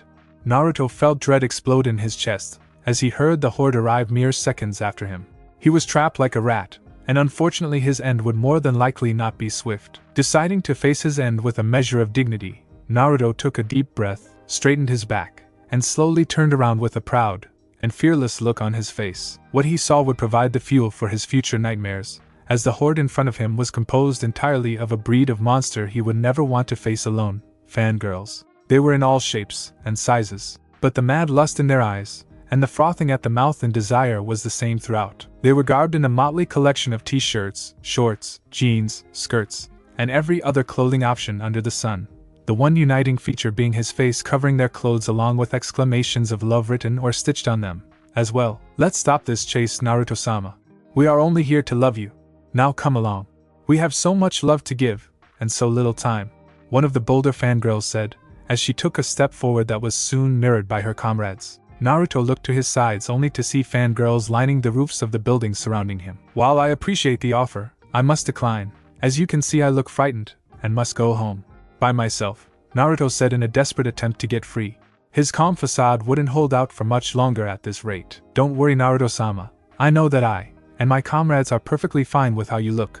Besides, clothes would just get in the way," another fangirl said in response, as she wiped the drool from her mouth, all the while enjoying Naruto in his mostly unclothed state. "It is rather ungentlemanly to not look one's best for a lady. So if you'll please allow me to return home, it would be greatly appreciated," Naruto said, as his facade started to crack, and a hint of fear entered his voice, as he saw his chances of escape diminishing with each passing second. Instead of replying verbally, the fangirls took another step forward, as Naruto felt his heart rate skyrocketing. Hope seemed lost for him, as he awaited the horde to make the final push, but something wondrous occurred. "Step away, commoners!"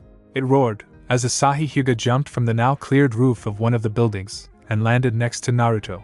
Before Naruto could say anything, Mikoto Uchiha appeared at his other side after clearing out the opposing roof. Naruto gaped at his two saviors before he noticed a commotion at the back of the horde that was currently in front of him. As he stared at the commotion, he realized it was being caused by Inoko Yamanaka, Choko Akimichi, and Shikiko Nara, as they ruthlessly knocked the members of the horde unconscious with their famous teamwork. As he continued to marvel at the sight, he felt a few more presences land beside himself, as Saminuzuka and Shiburu Aburame appeared, as well. "You know what to do, Shiburu-chan," Sum said, as she grabbed Naruto, and unceremoniously threw him over her shoulder like a sack of potatoes. She then jumped away with Asahi taking point, and Mikoto covering the rear, as Shibara created a smokescreen using her insects to facilitate their escape. Roughly 15 minutes later, council room. So may I know why I'm here? Naruto politely asked. He had arrived a bit more than 10 minutes ago, and was soon seated in front of the arriving Kunoichi clan heads, who had spent the time since then ogling his nearly nude form. Some more openly than others coughed some. Inoko, Mikoto cough. That is what I would like to know, as well, the now arriving Hiriko said, as she took her seat. A few moments ago Umbu had burst into her office, and frantically started incomprehensibly babbling about something. At first Hiriko nearly had a heart attack, as she thought the village was about to come under attack or something else equally awful was occurring. Instead, she followed the Umbu, and now here she was. Ahem, you see Hokage-sama, we called this emergency council meeting to discuss something that has come to our attention. The Hyuga would like to officially adopt Naruto into our clan after an incident that occurred last night, Asahi said, as every other clan head made an outraged face, even Shibara from what little could be seen of her face, before starting to launch rather loud protests. Enough, Hiriko finally yelled, as she lost patience with the arguing clan heads. Start from the beginning, Asahi. Very well, Hokage-sama. Last night Naruto-kun was at our clan compound for dinner, a rather common occurrence over the years, Asahi said with relish on the word common, much to the annoyance of her peers, and after a lovely evening he went home. Come the next day, my daughter Hinata is nowhere to be found. At first we worried she had been kidnapped, but, as her team, and my niece Nijiko discovered, she had instead spent the night at Naruto-kun. The anger radiating from the other clan heads at this information was palpable. Only Tsum and Shibara having gotten information on this. Instead the others were told to band together and save Naruto from a horde of depraved fangirls before attending this emergency meeting. As such, I believe it is only natural Naruto-kun take responsibility and be inducted into our clan. One cannot simply sleep with the heir of the Hyuga clan and not expect consequences. Asahi finished with a smirk, as she imagined what the future held for her clan. A generation of blonde-haired Hyugas with angelic voices. Bullshit. Some youthful indiscretion is natural for a young man. Some angrily yelled, as the other clan heads furiously nodded. If anything, Naruto should become a member of the Aburame clan. His skills added to our own would produce the most preferable outcome. A surprisingly emotional Shibara said. What? No, it wouldn't. Imagine what the Uchiha could do with Naruto's abilities combined with our Sharingan, Mikoto said, but the seriousness of her words was lost a bit since she had steadfastly refused to stop eyeing Naruto in order to face her fellow clan heads. Quiet, Hiriko once again yelled, this time with a bit of killer intent infused into her voice to make sure to get her point across. Now I've been thinking about this problem for quite some time, and after seeing this mess, I've come to a conclusion. Naruto, yes, Hokage-sama, congratulations on your new status as clan head. Come by my office within the next week to fill out some paperwork on your new status, and on a crash course about what this means. Clan head, Hokage-sama RUS. Do you have any objections? Hiriko said with a tone that offered no flexibility in her judgment. Naruto only meekly shook his head, as any protests/questions he had died in his throat. Truthfully, he was fine with this arrangement, since it gave him a chance to work on something he and Kurama had discussed undoing during his travels abroad. Good. And since your clan is currently only a single member strong, you are now under the Clan Restoration Act. Congrats, you can now marry any number of women you want, Hiriko said, as she stood up and started to make her way out of the council room, leaving a surreal silence behind. Well then, I think I should head home now. Farewell, Naruto politely said, as he got up and tried to leave, all the while ignoring the gazes burning a hole into his back as he stepped up his pace. What's the rush of Naruto-kun? We clan heads have to stick together, you know. We are a pack after all, Minazuka said with a smile, as she and her fellow clan heads stood up. With Naruto's new position, this was all the excuse they needed to have many private talks with him over clan affairs. Sim-chan's right, Naruto-kun. Now come here so we can go discuss. Mikoto's happy voice rang out, as Naruto felt himself unable to move. Cage Main had no success, Shikiko said happily, as Naruto realized he was in a rather dire situation. Kakuza and Hisa had made a detour in a village for a night of rest in an actual bed, and were now on their way towards a lead they had received on the Gobi. Suddenly stopping and staying still for a moment, the Akatsuki pair looked at a seemingly random patch of ground before calling out. Hey Shigeru, the fuck do you want? Hisa asked, as the aforementioned Shigeru emerged from the ground. You too, Uchiha, Kakuza said, as she turned to a crow watching from a tree branch, as it suddenly exploded into a murder of crows that then flew to the center of the road before rejoining, revealing the form of Izumi. "We came to have a talk with you, Kakuza," Izumi said in a monotone. Currently without her partner, as she had told Kishiko to enjoy herself for a while at a hot spring in Hino-kuni while she came here to discuss something. "A talk? On what? And hurry it up, time is money." "Yeah, hurry it the fuck up. I have some souls to sacrifice to Jashin-sama." "Very well, Tsukuyami," Izumi replied, as blood flowed from her left eye, as Shigeru and Kakuza were caught within her fearsomeness. Within the illusion, Izumi, Kakuza, and Shigeru were sitting around a decently sized and ornately decorated table, each having a cup of tea and a slice of cake with the malevolent red moon of this illusionary world shining upon them. May it never be said that Izumi was not a proper host. "Mind explaining?" Kakuza said with a bit of apprehension in her voice, as she examined her surroundings. She had heard of Izumi's prowess, and even she would not be so foolhardy as to think she could just shrug off whatever it was that she was caught in. "This is incredibly powerful that allows me absolute control over everything within this illusion. Here, I am Kami-sama herself. Usually I would use this for torture, but it makes for the perfect tool if one needs to have a private discussion," Izumi said in her trademark monotone with particular stress put on the word private. "I see," Kakuza replied before an awkward silence filled the air that was only interrupted by the soft noises of tea being sipped. Social skills weren't exactly a top priority when it came to recruiting someone into the Akatsuki. "Alright, I'm tired of this bullshit. Kakuza, tell us how you know Naruto-kun." "Now," Shigeru said with an icy tone that put everyone on edge. "Shigeru is right. How do you know my Naruto-kun?" Izumi said, as Shigeru began to glare at the Sharingan using Kunoichi. "Your Naruto-kun? And what makes you think that's even remotely true, Uchiha?" Kakuza said with a deadly voice. "Yes. Mine. I've known him far longer than you, and I know that I have a place deep within his heart," Izumi said with a surprising amount of arrogance. Izumi would be damned if she gave the only man she ever loved away to some harlot. The calm and rational part of her mind being temporarily overpowered by the psychotic machinations of love. "You may have known him longer, but I know him better. I've been observing him for years, and am the only one capable of filling his every need and desire. You two are merely deluded skanks going after my man," Shigeru exclaimed, as she slammed one of her fists on the table. "Care to repeat that, plant bitch?" Kakuza said, as she stood up and radiated killer intent. "Anytime, you old whore," Shigeru replied, as she too stood up and unleashed her own killer intent. "Oh, for fuck's sake," Izumi said, as her temporary lapse in rationality ended, and she finally realized that the more they fought the less they would accomplish, so, deciding to stop the catfight that was only seconds away, Izumi had both Shigeru and Kakuza suddenly enveloped in chains that allowed neither to move an inch. "Release me, Uchiha. I need to beat some sense into plant bitch about respecting the property of other women. Like anyone would be interested in an old, stitched-up whore like you." "Quiet," Izumi tiredly said, as she had the chains painfully squeezed both into submission. This would take several minutes, as it seemed both were rather set on insulting one another in increasingly creative and suggestive ways. "Now, are we all calm enough to talk like the women we are, and not like children?" she started it. "Close enough, I suppose. Well, it seems we won't be able to delve too much into the past without this all devolving into a massive fight. So I'll just get to the most important point for now. Are you willing to join Shigeru and me in protecting Naruto-kun?" Izumi said with her tone shifting from tired to deadly serious, as she stared into the former Takigakure Kunoichi's eyes. "What happened to those threats of staying away from your target, Uchiha?"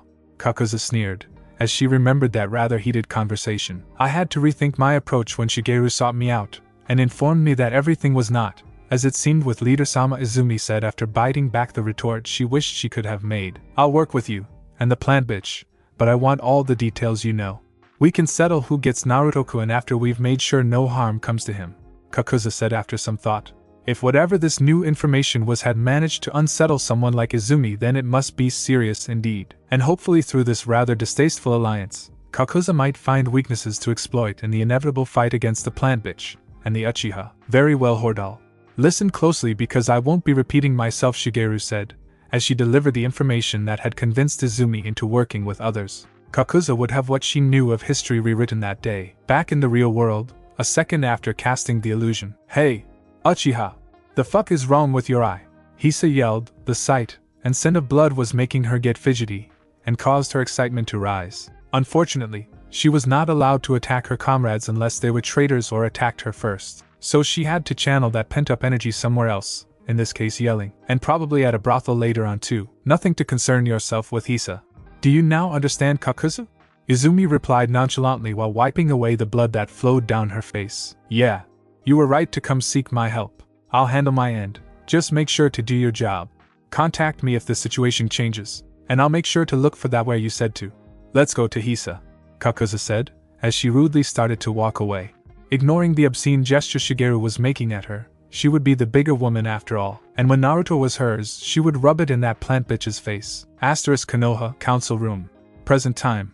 Naruto was starting to sweat from the intensity of the predatory gazes that were making him feel like a doe surrounded by wolves. This is not the best situation, he thought to himself. As he frantically thought of a way out of this, he soon came upon an answer, but for the effects he wanted he would need to build up quite a bit of chakra. Surely these veteran kunoichi would realize that they didn't need to fight, thus keeping him from completing his desperate tactic, right? As you know, Naruto-kun, we Inuzuka have a powerful sense of smell, and let me say, you smell good enough to eat. Tsum uttered with a primal tone in her voice, as she took a deep breath of the still smelling like sags Naruto. The scent of such activities had been driving her mad, and it was only with colossal strength of will that she had kept it in check, but, with that restraint now no longer needed, she bolted towards the captured blonde. Although, a few feet from the immobile blonde, she was immediately captured by a shadow that branched off from the one controlling Naruto. What the fuck, Shikiko? Sorry, Tsum-chan, but it would be troublesome if I allowed you to take Naruto-kun with you. Cho! Inoko! Shikiko yelled, as both of her comrades jumped into action in trying to grab Naruto, only for a cloud of insects to quickly surround the blonde, preventing anyone from getting near, as Asahi and Mikoto both took positions near the surprised Inoko and Choko in order to disable them. Shikiko could hear loud buzzing coming from Shibiru, and knew that if she tried to stop Asahi and Mikoto, then she would feel those famed Aburame insects firsthand. It seems we are in a bit of a debacle, Shibiru said with a serious tone. Indeed. Now, it would be appreciated if you released Naruto-kun, Shikiko. He and I need to have a talk about what occurred with my daughter, Asahi said with an authoritative tone. A talk? I doubt that, Asahi-chan. It would be best if Naruto-kun came with me. I could keep him safe at my compound while explaining everything he needs to know about being a clan head, Mikoto said with lust permeating her every word when it came to talking about Naruto. I believe the most logical choice in this matter would be for Naruto-kun to come with me to the Aburame compound. He would be able to think through this new situation without being sexually assaulted. Shibiru directed a pointed look towards Inoko, Mikoto, and Tsum, or forced into a binding agreement that would turn him into a member of a different clan, and then sexually assaulted. At this final statement, Shibiru looked at Asahi, who definitely looked back. Naruto needed to take responsibility for sleeping with her daughter, dammit, and if it meant he would become an honorary member of the most prestigious clan in Konoha, and consequently father a new generation of Hyuga, then so be it. Her duty to her clan demanded nothing less. And would the Aburame be doing this out of the kindness of their hearts, Shibiru-chan? Or is there another reason for Naruto to stay with your clan? Saying a love-struck daughter, Shikiko questioned, as the buzzing coming from Shibiru became much louder, proving her point. Before anything else could be said, however, the constantly mentioned, but apparently forgotten Naruto finished the preparation of his own countermeasures, and started to sing. Naruto nearly collapsed from the strain of using siren song in such a way, numbing and manipulating a group's senses while simultaneously draining their chakra, anchoring them to the ground, all the while bypassing or overpowering the seals in the room meant to disrupt being actively cast. And the particular illusion he used took quite some work, especially since had he done it for too long or too quickly, they would never be waking up again. Thankfully, he had managed to recoup a good chunk of his energy expenditure. Looking at the currently floored clan heads, he saw each with a deliriously happy smirk or grin. Naruto then noticed that his illusion had even affected the pair of hidden umbu meant to protect the clan heads. Lot of help, Naruto muttered in annoyance, as he walked towards the door before stopping to take a moment to converse with his ever-present lover. You may want to lay low for a while, Naruto-kun. Let everyone cool off so they'll think rationally, and all that. After all, by this point there could be a horny army out there waiting for you. As much as I want you to get laid, I'd rather it to be consensual. Well, mostly, Kurama said before her mind wandered into some of the more adventurous fantasies she had involving her favorite blonde. You may be right, Kurachan. But where? My home is not safe at the moment, considering I would be mobbed before being able to get into it. And I think it's rather obvious what would happen if I stayed with any single clan. The forest? Cover your tracks well, and use those clones of yours as a distraction. That just might work alright. I'll go with your plan, Kurachan. Naruto thought back, as he readied himself to open the council doors. Taking a deep breath, and mentally preparing himself, he threw open the doors. Then Naruto created the familiar sign for the shadow clone, as hundreds of clones came into existence, As one, they all jumped into action, each heading in a different direction, and uttering a battle cry. The forest. Several hours later, Naruto was currently taking a break after running at full speed for so long. He was still getting the occasional feedback from one of his clones, detailing the various ways they had been destroyed. It seemed that Kurama had been right about there being a horny army, but she hadn't anticipated that there would be several different horny armies. The fangirl horde had recovered, and currently flooded several sections of Konoha while several clans had banded together to try and track Naruto down, and deal with the raving horde, the Aburame, Nara, Akimichi, and Yamanaka being those clans. The Hyuga, led by Hinata, and Nijiko, instead were conducting their own search, as they clashed with several smaller factions of non-clan Kunoichi who started their own groups. Although these fights were more along the lines of hair-pulling and clothes-ripping, much to Naruto's inner joy. What was frightening, however, was the ways his clones had been destroyed. Naruto would never look at some of his Kunoichi comrades the same again. Although his opinion on the fangirls remained roughly the same, who knew that losing my virginity would set off such a reaction? Well, considering what your genes are worth, it shouldn't be too surprising. Question is, how are you going to keep yourself safe in this new climate? I don't know. I cannot continue like this, or else there will be war the moment I get close to anyone. There's a powerful chakra signature not far from here. We can continue this conversation after making sure it isn't a threat. Understood. Naruto thought back, thankful for a distraction to his current predicament. Roughly 10 minutes later, waterfall. Naruto had tracked down the powerful chakra signature, and was now on the outskirts of a waterfall. At the moment he was hiding within the foliage in order to observe whoever was giving off such a powerful aura. As he peered through the foliage, Naruto's breath hitched in his throat, as he gazed upon something wonderful. Standing atop the small lake formed by the waterfall was a tall woman, at least 6'4" by his estimation, practicing katas with an absolutely massive sword while wearing a black string bikini with red clouds on both the top and bottoms, and a headband keeping the hair out of her face featuring the same color pattern. Although her sword was odd in the way that it seemed to be made of scales, while this in itself was an interesting sight, what really caught Naruto's attention was the woman's beauty. Her skin being a strangely enchanting shade of blue, her body was toned and muscular while retaining a certain softness, and it would be careless not to mention her magnificent upai that were only a bit smaller than a certain blonde-haired medic he had met some time ago. These alluring features were complemented by an angular face that gave the unknown woman a dangerous beauty that made her all the more pleasing to the eye. So, are you going to keep ogling me, or are you going to say hello? The unknown woman suddenly said, as she stopped her kata and stared directly at Naruto's hiding place, a small smirk on her face, as Naruto slowly emerged. Sorry about that. I was just passing by, and was mesmerized by your form. Naruto replied with an awkward laugh, as he scratched his cheek in embarrassment. Never thought I'd hear someone being so blunt about staring at my goods, the woman said, as she placed the massive sword on her shoulder. Holy shit, this may be my lucky day. I might finally get some action, she inwardly thought to herself. It wasn't every day that a half-naked, an incredibly attractive man wandered into her camp. What? I meant your swordsmanship, Naruto said hurriedly, as a blush rose to his face. Why am I so attracted to her? Calm down handsomely. I figured as much. So is there a reason you were creeping around the forest? I needed to clear my head and think a bit. I see, the unknown woman said before walking to shore and sitting down. After making herself comfortable, she looked at Naruto before making a come here sign and pointing to a patch of ground near her. Naruto complied, and was now sitting rather close to a woman he was sure could probably kick his ass, or at least give him a run for his money, and whose name he still did not know. So, my name is Kishiko. Yours, Blondie? Naruto replied. And for a brief moment, Naruto thought he saw a flicker of recognition cross Kishiko's eyes before it immediately vanished, leaving Naruto to wonder if he had imagined it or merely confused it for something else. What seems to be ailing you, Naruto-kun? Girl trouble? Kishiko said with a perverted leer that seemed much too natural on her face. You could say that. Ha! I love it when I'm right. So, going with those looks of yours, I'm guessing you either got too many or got several pregnant. Which one is it? The former, Naruto said, as he nervously thought about how much worse things would currently be if he had gotten multiple girls pregnant. That certainly is a problem, you sly dog, you. So, are you going to dump any of them? That's the thing. I don't want to break any of their hearts. I just want to be able to keep them from tearing out each other's, or mine for that matter, throats while I figure things out, Naruto said tiredly, as he thought about how badly things had gotten out of control. Well, the solution is simple, isn't it? Kishiko said, as she adjusted her position in a way that further showed off her wonderful body. Whether she did this on purpose or not, Naruto could not tell. Really?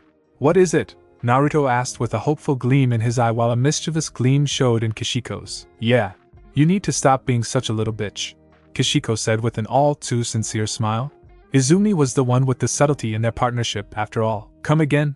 Naruto asked with a rather substantial sweat drop starting to form. Exactly what I said about Naruto-kun. The reason it got so bad is because you keep being indecisive. You can't have just moments of being authoritative. You need to put your foot down, and keep it down, or else this will continue to happen. You aren't some spineless harem manga protagonist who goes with the flow, are you? Kishiko said with a wide smile that showcased her sharply pointed teeth. No, good. Now act like it, and make your stance known. If they aren't willing to listen to you then, well, you certainly don't want them to be part of your little sags group, do you? Kishiko said with a perverted tone. You're right, Kishiko-chan. I need to make sure they all know that I'm not just a piece of meat or a prize to be won, Naruto said with a certain determination entering his voice, as he stood up. Resolve formed in him, as he was about to conquer Konoha in a way that had never been attempted before. Thank you, Kishiko-chan. Without you, I don't think I would have come to this conclusion.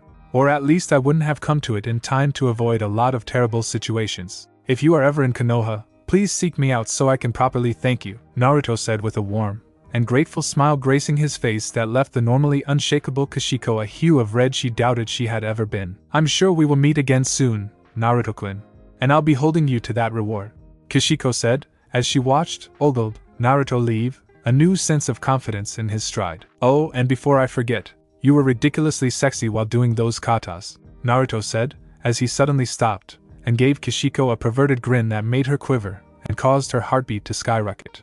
I've been trained in wielding a blade, as well in case you ever need a partner. Just felt you needed to know, Naruto finished, as he finally vanished into the forest. I guess my little pep talk really did give him quite a bit of confidence, as Samahada?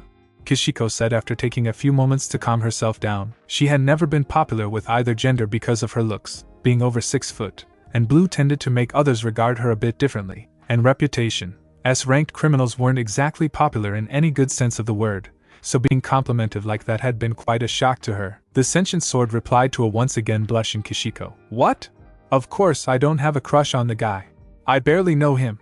I just did this to see the kind of guy Izumi would risk her neck for. The sword seemingly giggled out. Shut up. What do you know? Kishiko said with obvious embarrassment, as she readied herself to leave. She had been incredibly lucky that Naruto had pretty much landed in her lap, keeping her from having to sneak into Konoha. But even so, if she didn't hurry, she wouldn't make the rendezvous point on time, and Izumi might get suspicious. Konoha. Several hours later, nightfall. Naruto had just returned to Konoha, and was stealthily making his way back to his home where, if his most recent clones were right, the heads of each faction were currently fiercely fighting it out. In the mayhem of the current riots, Naruto was able to sneak past any defenses, and easily made it to a good vantage point to see that his clones were in fact correct. He was glad that there wasn't some super powerful kunoichi criminal nearby, or this lax security would surely backfire horrendously. Taking a deep breath, creating a new batch of clones, and receiving encouragement from Kurama, Naruto leapt into the middle of the battle happening in front of his home before unleashing a powerful blast of chakra to gather everyone's attention. Quiet, all of you, Naruto said with authority, lacing his very presence, as his voice echoed everywhere, aided by the clones he had seated throughout the surrounding area.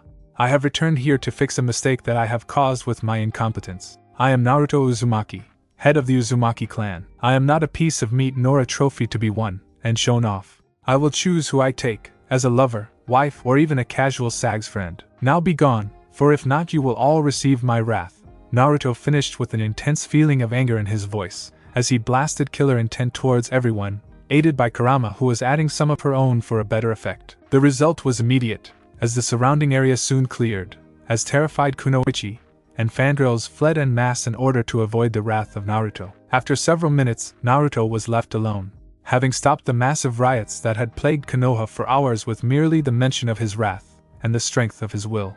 Naruto then slowly walked towards his home before quickly entering, locking it, and activating the seals. Naruto the wandering musician was gone. Naruto Uzumaki, the new Uzumaki clan head, was now here, and he would be a force to be reckoned with. Omake, the always watching Umbu pair, Tortoise and Hare. Currently, the pair of hidden Umbu in charge of protecting the clan heads were watching the Sandaime turn Naruto into a clan head before the angered Hokage left in a huff. Hey, what do you think will happen now? Tortoise said, using a secret Umbu sign language to communicate with her also in hiding. I'm hoping for an orgy. Hare signed back. I wait. What? You know, all these sexy MILFs gangbanging that sweet piece of ass there. Oh Kami-sama, when did you turn into a pervert hare? Hey! Don't judge me, Ms. They're romance novels, not porn, because they aren't porn. They just feature the logical conclusion of love in a graphic way. Yeah, porn. Well, at least I'm not a voyeur. Meh, I can live with being called that if it means getting to see what I'm about to. Besides, maybe I can even get in on the action. I heard he has an incredible mastery over shadow clones, and unless my eyes are lying to me, a meatstick that could double as a third leg. Well, we do have a stressful job, I guess having a bit of relief wouldn't be a bad thing. That's the spirit. Now, let's find a way to get in on shit. Hare started to say before finding herself trapped within Naruto's song. It seems having a heated conversation on perversion instead of watching the clan heads would bite her on the ass. Well, considering what she and Tortoise were about to experience, maybe it wasn't such a bad punishment after all. Team B had returned to deliver their report to a rather angry A. When she had heard of their return, she had envisioned a certain blonde being with them. She was rather disappointed, wasn't? So, why the fuck are you here without Naruto? A yelled out while destroying her desk with a single punch. Team B would have been nervous about their Kage's rage, but their minds were already troubled by something much worse. Calm down, sis. There's a reason for this, Queen B said with a serious expression and voice that immediately made her rein in her rage. For her sister Queen B to be serious, A could only grow nervous at the implications. Explain. It took some effort, but we were able to track down Naruto-kun's movements, but B shuffled nervously before continuing. We found out he's been captured and enslaved by Konoha. What? A could feel her world crumbling around her, as she realized she was too late. Her beloved had been taken from her. Who knows what those animals in Konoha could be doing to him? A few weeks ago we picked up a lead by running into the demon sisters of Kiri. They were incredibly drunk at the time and, after giving them a few more drinks, and paying off their bar tab, they spilled all the info they had on recent happenings from wherever they traveled. The most important of which involving a certain blonde being seen with Konoha Kunoichi. We then hightailed it to Nami no Kuni where the duo said he was last seen. B took a breath since the next part brought out a rather strange mix of emotions. When we arrived in Nami no Kuni, we disguised ourselves before asking around about Naruto-kun. Those fucking whores use him like some kind of slave, Karui yelled out after losing control of her emotions. Karui had met Naruto on his last visit to Kumo, and had fallen for the blonde, so seeing him being used like he was nothing more than a dog was driving her mad with rage. Karui, this is not the time to lose control of yourself, B admonished her student, who quickly backed down. As I was saying before, we questioned several villagers, and from what we gathered, Naruto was the one to liberate their land. We then tracked down the Konoha Kunoichi to see how Naruto-kun was faring. Queen B then took a deep breath before continuing. For 2 weeks we watched, as they worked him into the ground building that bridge to Hai no Kuni. It's obvious they don't care about him, Aine. We have to liberate him. Agreed. The exams are being held in Konoha soon. While it is too late to enter a team, that does not mean we cannot request a visit during them. Pack up, B. We're busting Naruto-kun out, A said with as much determination in her voice as she could muster, as her subordinates eagerly nodded at the plan. It should be noted that none of the Kumo Kunoichi noticed, or they just refused to acknowledge, the hypocrisy behind liberating Naruto only to then force him into service for Kumo. It's said that love is blind after all. A bit over a week after the Hyuga dinner, Naruto's life had been rather interesting since the now legendary Hyuga dinner incident, as he found that many of the Randy Kunoichi had been cowed by his declaration. It also led to his other childhood friends declaring him theirs, and moving in with him. A few days after their arrival, Hasaki, Haku, Kasumi, Enko, and Yugao moved in, as well, using the reason that they would be able to keep the blondes safe from attackers, which then led to what he had been rather occupied with for the past week. I'm too happy to care, honestly, Naruto replied, as he softly laid Tenten on his massive bed. Right next to the dozing, and also nude, forms of his new housemates, sans the currently working Kasumi, Haku, Hasaki, Yugao, and Enko. Naruto's stamina was both a blessing and a curse at times, since he could easily last long enough to satisfy the 4 girls, but he was left a bit unsatisfied. It seems you need some more women, dear. I wonder what your limit is, Kurama thought aloud before being lost in her own perverted fantasies. Naruto merely let out a gentle chuckle before hearing a rather forceful knock on his door. Naruto moved swiftly to open it so that it would not awaken his slumbering lovers, and was suddenly pulled into a tight embrace by a certain cat-masked Umbu. It's been so long since Naruto-kun, Yugao said, as she took a moment to cop a feel on Naruto, and used the sudden sign of affection to deflect questions on why she knocked when she was given a key. Nothing bad would happen from losing it, right? On a less ominous note, due to work she had not seen her blonde lover for a few days, far too long for her liking.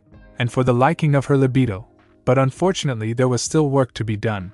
I wish we could spend more time right now, but Hokage-sama summons you. I see. Well, no matter.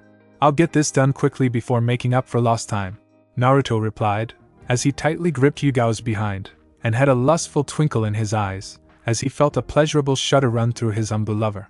Yugao herself couldn't wait for his meeting to be over. Hokage's office. You asked to see Hokage-sama? Naruto asked, as he wondered why his presence was needed. Hirako had explained his new role and responsibility as a clan head quite thoroughly after all. Well, in between the bouts of laughter she had at the mention of just how crazy Naruto's life had been since the day he became a clan head, Hirako found that, in hindsight, the riots over the boy she viewed as a grandson were quite funny. Especially since no serious damage came of it, and she felt like she had gotten even with him over the times he had pulled a fast one on her. Although, Naruto couldn't find it within himself to be angry with the old monkey considering the activities he had been rather vigorously engaged in since then. Well, Naruto-kun, the exams start in a week, and I would like for you to be the one in charge of dealing with the visiting Kages. I want you to become the face of Konoha if you will, Hirako said with a serious tone. Me? But why? Naruto was utterly flabbergasted. To be given such a huge responsibility was unheard of for a young clan head. His actions could set off a war if he were to act stupidly after all. Simple. I've been around for too long.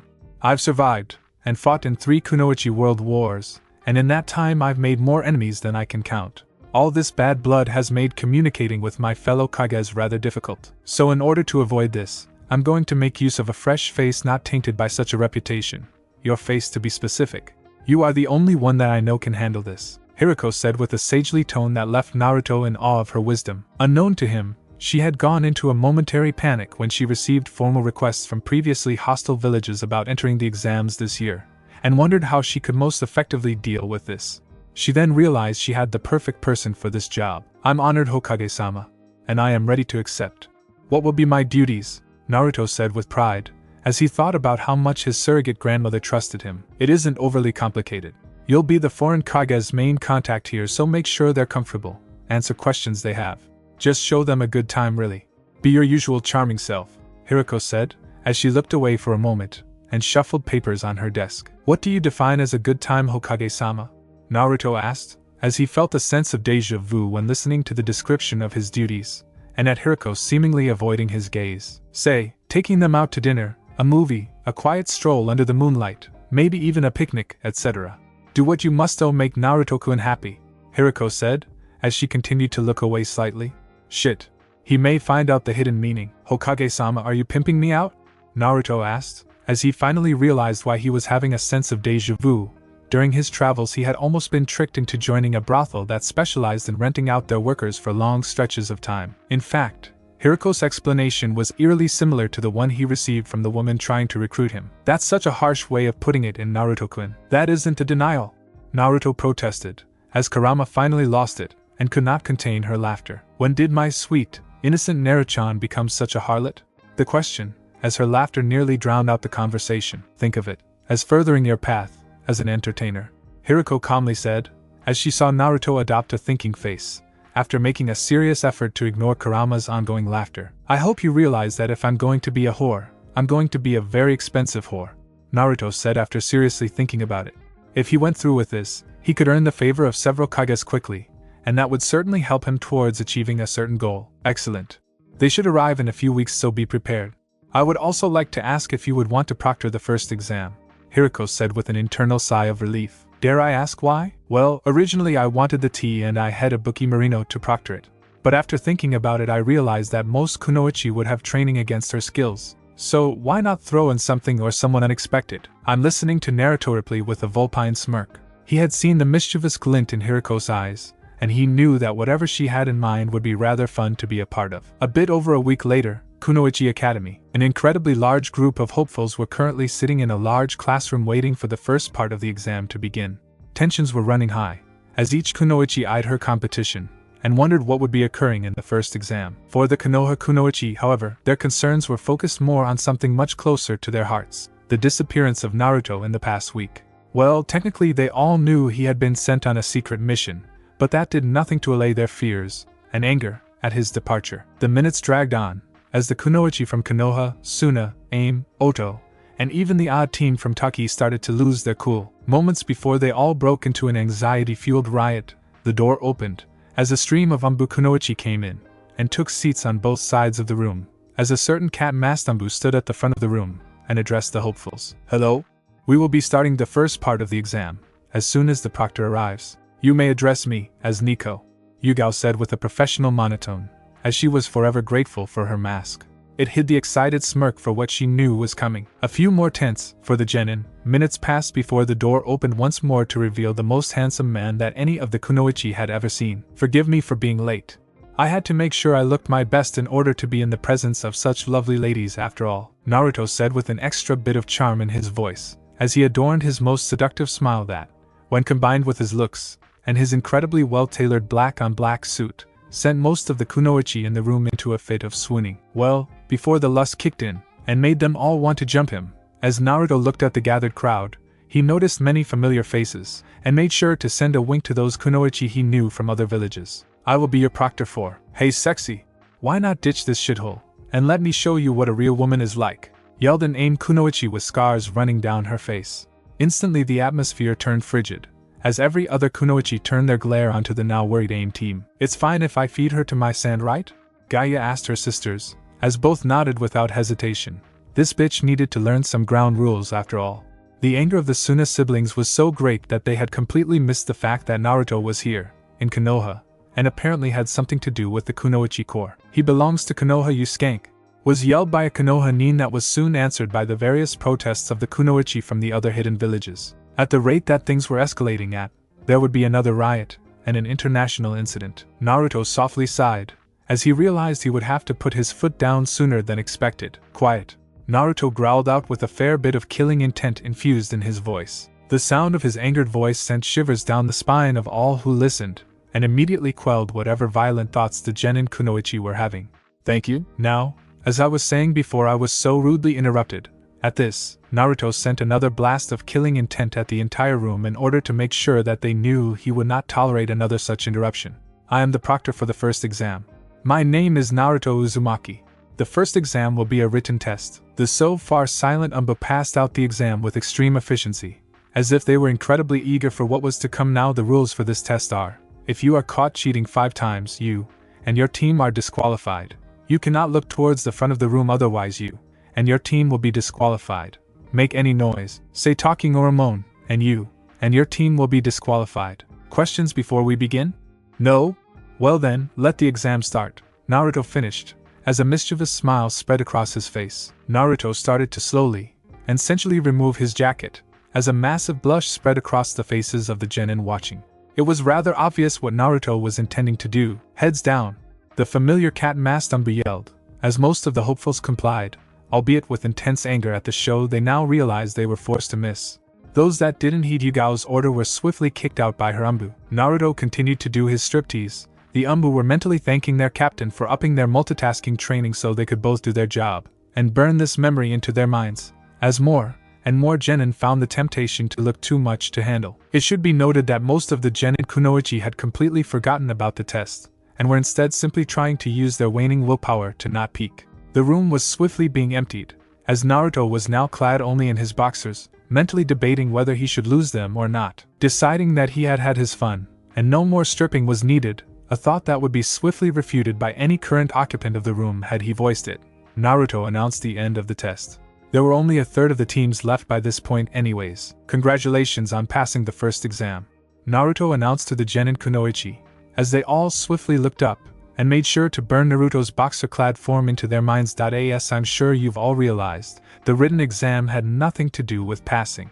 The true objective of this test was to see if you had the willpower to become. For if you cannot resist looking at a pretty face, then what good are you in the field where the distractions won't all be so benign?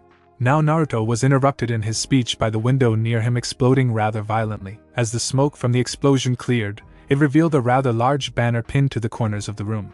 But the truly interesting part was what was on it. The super sexy future wife of Naruto Uzumaki, Anko Mitarashi. The message even included a surprisingly well done chibi drawing of Anko and Naruto in a wedding dress and tuxedo respectively. Anko herself was standing proudly in front of her banner, as she stared at the gawking kunoichi in the room. "You're a bit early, Anko-chan," Naruto said, as he got up from the floor, having been thrown across the room by the explosion. Thankfully, he wasn't hurt, and he even managed not to lose his boxers on the trip. And miss you in your underwear? I think not, Anko replied with a wink, as she moved speedily across the room in order to hug Naruto before starting to feel him up.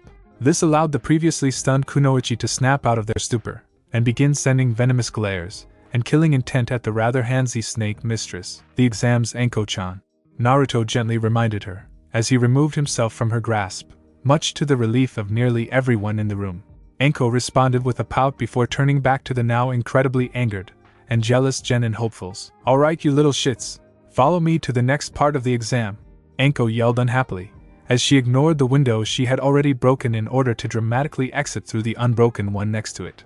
After a second of confusion, the gathered kunoichi started to follow, although they chose to follow using the door. Of course, this second was all Naruto needed to get dressed and leave the kunoichi academy. He knew that his kunoichi friends from foreign villages would like to question him on why he was here proctoring the exams, and while he would answer those questions, he had business to attend to at the moment. Once again, he had to remind his dear Kara-chan that this was most certainly not running away. It was a tactical retreat. Hours later, abandoned building within Konoha, a large group of cloaked figures could be seen standing patiently within the dilapidated building. They had been called here for a reason, and they would be damned if they disappointed their leader by doing anything other than following their orders to the letter. Their patience was rewarded when another figure entered the room, and instantly the group fell to their knees and prostrated themselves before the new figure. Raised out a familiar silky tone echoed in the near silent building. As one, the group rose to their feet. One of the group's members stepped forward and removed her hood before bowing. You summoned us, Naruto-sama? Said the now revealed Tsunami. Indeed. I have seen how well you have conducted yourselves in Nami no Kuni, and now I wish to ask you to do the same here. Can I rely on you for this? Naruto asked, as he removed his own hood. It would be an honor for Naruto-sama. It shall be done, Tsunami answered fervently, as the rest of the cloaked figures eagerly nodded. Thank you. I will reward you all greatly for your efforts, of course, Naruto replied with a dazzling smile that made the trip to Konoha more than worth it. After some time spent talking, and handing over a very fat bag of Rio in order to help them along, Naruto left, feeling incredibly glad with how the meeting had gone. To understand what had just happened, it should be known that Naruto had asked for some time off in order to take a short trip to Nami no Kuni to see how the country he helped liberate had been doing. This rather pleasant trip had ended with Naruto finding out that he now had a cult worshipping him. Naruto had had fan clubs, and even organizations dedicated to him before, but this was certainly new. After having Kurama convince him that he should investigate this cult and its workings instead of leaving the country, and try to drink himself stupid to forget the knowledge, Naruto did so, and found, much to his amazement, that this cult wasn't exactly a bad thing. Sure, it was rather strange, and even a little creepy that the women of Nami no Kuni thought of him as a deity, but the country had never been so well maintained and orderly. It seemed that the cult had adopted a rather benevolent set of beliefs that had made them a welcomed addition to the small country. After finding out that Tsunami herself was the leader of the cult, Naruto made a decision that could be considered crazy. He requested for Tsunami and a group of her most trusted underlings to come to Konoha. Naruto knew that even with his new attitude, the fangirls would eventually return. So why not be proactive and turn them into something useful? And if he could establish branches in other countries, then his eventual goal would be that much easier. He may not be a kunoichi, but Naruto certainly had the deviousness for it. Exomake, forging ties with the clans of Konoha Part 1X. After conducting his business in Nami no Kuni, and then quickly returning, Naruto found that he still had a few days to kill before he would be needed for his position as the first exam proctor. He couldn't simply head back to his home. It would be a conflict of interest if he was sleeping with several of the hopefuls after being assigned to proctor their exam after all. Thus, he was left with a conundrum that Kurama helpfully solved. As a new clan head, Naruto would need to know his peers much better if he had any hope of being competent. So why not arrange for a clan head-only meeting between the main clans of Konoha? Naruto had quickly arranged it, and now had the clan leaders of the main clans of Konoha all within their normal meeting room. It should be noted that this room was completely devoid of anyone that was not the head of a main clan. The order in which the clan heads were seated was the Ino Shikacho trio, Asahi, Shibaru, Sum, and Mikoto, with Naruto standing in front of them in order to speak. Thank you all for attending. I know how valuable your time is, and hope that I did not interrupt anything important in order to arrange this get-together, Naruto said, as he then gave his fellow clan heads a polite bow. Think nothing of Naruto-kun. It is always such a pleasure to see you, responded Mikoto with a lewd smirk, as she undressed him with her eyes, her right hand slowly moving downwards and slipping into her yukata, as she started to discreetly ruin a finger teasingly over her panty-clad slit. Agreed. Please feel free to come to me or us anytime, Shikiko said, as Choko and Inoko nodded enthusiastically. I thank you for your generosity. Now, as to the reason I called for this meeting. I realize that I have been remiss in getting to know my fellow clan heads, and wish to remedy this. Naruto started off seriously before a certain glint entered his eyes, and he loosened the tie that held together the kimono he had chosen to wear to the meeting. The clan heads collectively dropped their jaws in an expression of utter surprise, as Naruto started to strip. Fuck yeah! Mikoto roared, as she lunged forward and, with grace and skill worthy of a Kage, stripped off her yukata and underwear in midair before tackling the semi-nude Naruto. I've been wanting this for so long, Mikoto uttered with a lust-filled moan to accentuate her desire, as she tore off any remaining clothing that Naruto had not gotten to remove prior to her flying tackle. Then I would hate to keep you waiting any longer. Naruto answered her declaration with his own lust-filled promise, as he rammed his tongue down her throat and tightly groped her wonderful ass. The remaining clan heads could only stare in confused arousal, as they watched Naruto expertly finger the Uchiha clan head, as she herself worked his tool with her oh-so-soft hands. After spending a bit of time warming up with their hands, Mikoto stopped her ministrations and pushed Naruto down in order to position herself above his member. With a triumphant smirk to her fellow clan heads, Mikoto slammed herself downwards and impaled herself on Naruto's pride and joy. Oh! A guttural moan ripped itself from Mikoto's throat, as she came from the sudden feeling of Naruto inside of her. The sudden guttural sound issuing from the normally refined Mikoto was enough to snap some from her stupor, as she tore her own clothing off in order to get in on the action. As Mikoto gave herself a few moments to get used to her new lover's rather large size, Naruto sought some readying herself to deepen clan ties, and created a nude shadow clone with several times the amount of chakra normally used in order for it to have better durability. Now that some was taken care of, Naruto returned his thoughts to his Uchiha lover, as she started to rock her hips back and forth in order to make Naruto beg for her to quicken the pace. Deciding to play her teasing game, Naruto reached forward and groped her. The two stared into each other's eyes, and both knew that it was time to put their skills to the test and see just who would emerge the victor in this game of pleasure. The moment Some saw the clone, she knew what she needed to do. Now relying purely on instinct in her lust-induced haze, Some issued a challenging roar as she jumped the clone in order to make it submit. Not wanting to be outdone, the Naruto clone smirked as it deftly dodged the crazed Some before coming up behind her and striking several pressure points on her legs. As a confused Some fell onto all fours, the Naruto clone took his chance and rammed himself inside of her with a single, confident motion. Some's back arched, almost painfully, as she howled in pleasure.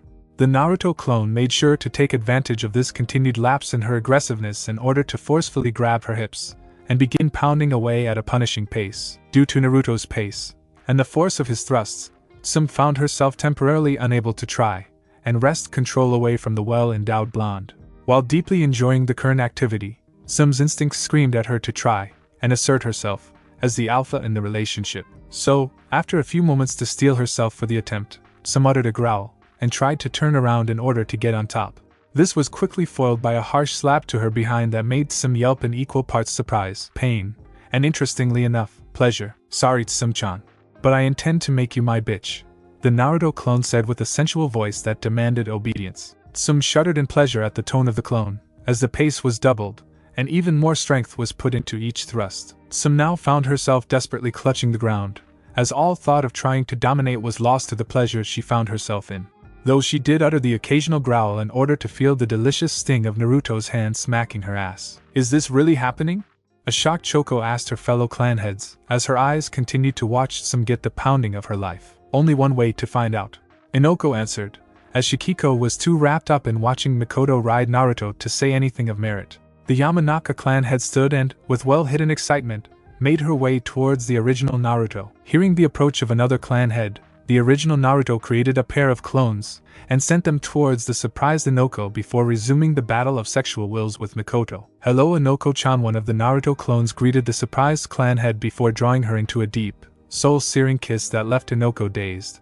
As the first clone kissed Inoko, the second slipped behind her and gave the first clone a nod.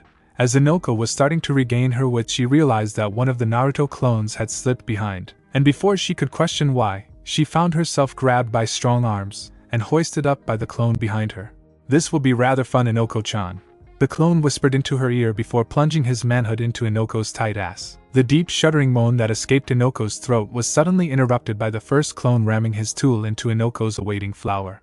Before Inoko could regain any form of coherent thought, the two Naruto clones started to build up a rhythm to make sure that one was always entering when the other was exiting. The feeling of always being full with the contrasting pleasure of two of her holes being used made certain that Inoko would not be able to think or walk straight anytime soon. Asahi, Shibaru, Choko, and Shikiko could only stare in shock at what their fellow clan heads were doing. That was until each felt a hand on their shoulder, and a silky voice called out, "You four look lonely. Allow my friends and I to remedy that." The end. Thanks for watching my video. And make sure to check out the author of this fanfic. Link is in the description. See you next time. Till then, sayonara.